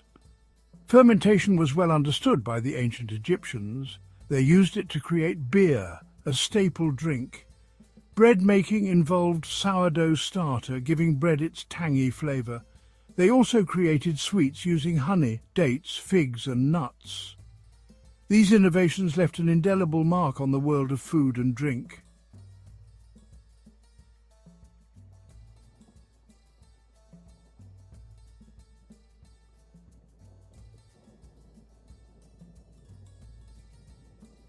Our journey through the kitchens and fields of ancient Egypt draws to a close, leaving us with a profound appreciation for a civilization that understood the art of sustenance and celebration. We've explored the bounty of the Nile, from its humble grains to its succulent fruits, witnessing how these simple ingredients were transformed into meals that nourished both body and soul. Imagine the echoes of laughter and conversation around a fire as families gathered to share their daily bread, the aroma of spices mingling with the smoke, creating a sensory experience that transcended time.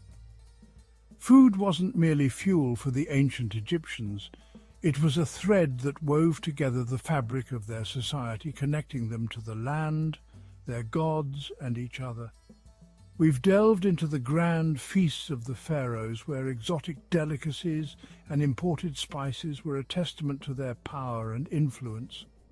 Yet, even amidst such opulence, the essence of Egyptian cuisine remained rooted in the land's bounty, a reminder that even the most powerful rulers were ultimately dependent on the Nile's generosity. From the humblest farmer to the mighty pharaoh, food played a pivotal role in shaping the lives, beliefs, and traditions of this remarkable civilization.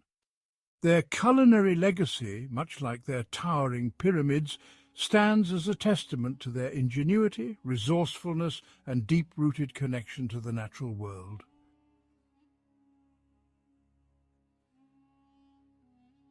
As we bid farewell to the sights, smells, and tastes of ancient Egypt, let us carry with us a newfound appreciation for the simple yet profound act of sharing a meal. Their story reminds us that food is more than just sustenance. It's a celebration of life, a bridge across cultures and generations, and a powerful reminder of our shared humanity.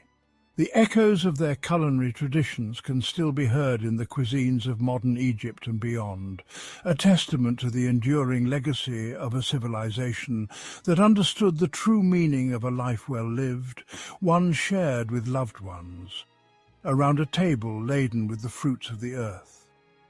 Their story is a reminder that even as time marches on, the fundamental human need for nourishment and connection remains unchanged. So the next time you break bread with loved ones, take a moment to appreciate the legacy of the ancient Egyptians whose culinary innovations continue to enrich our lives today.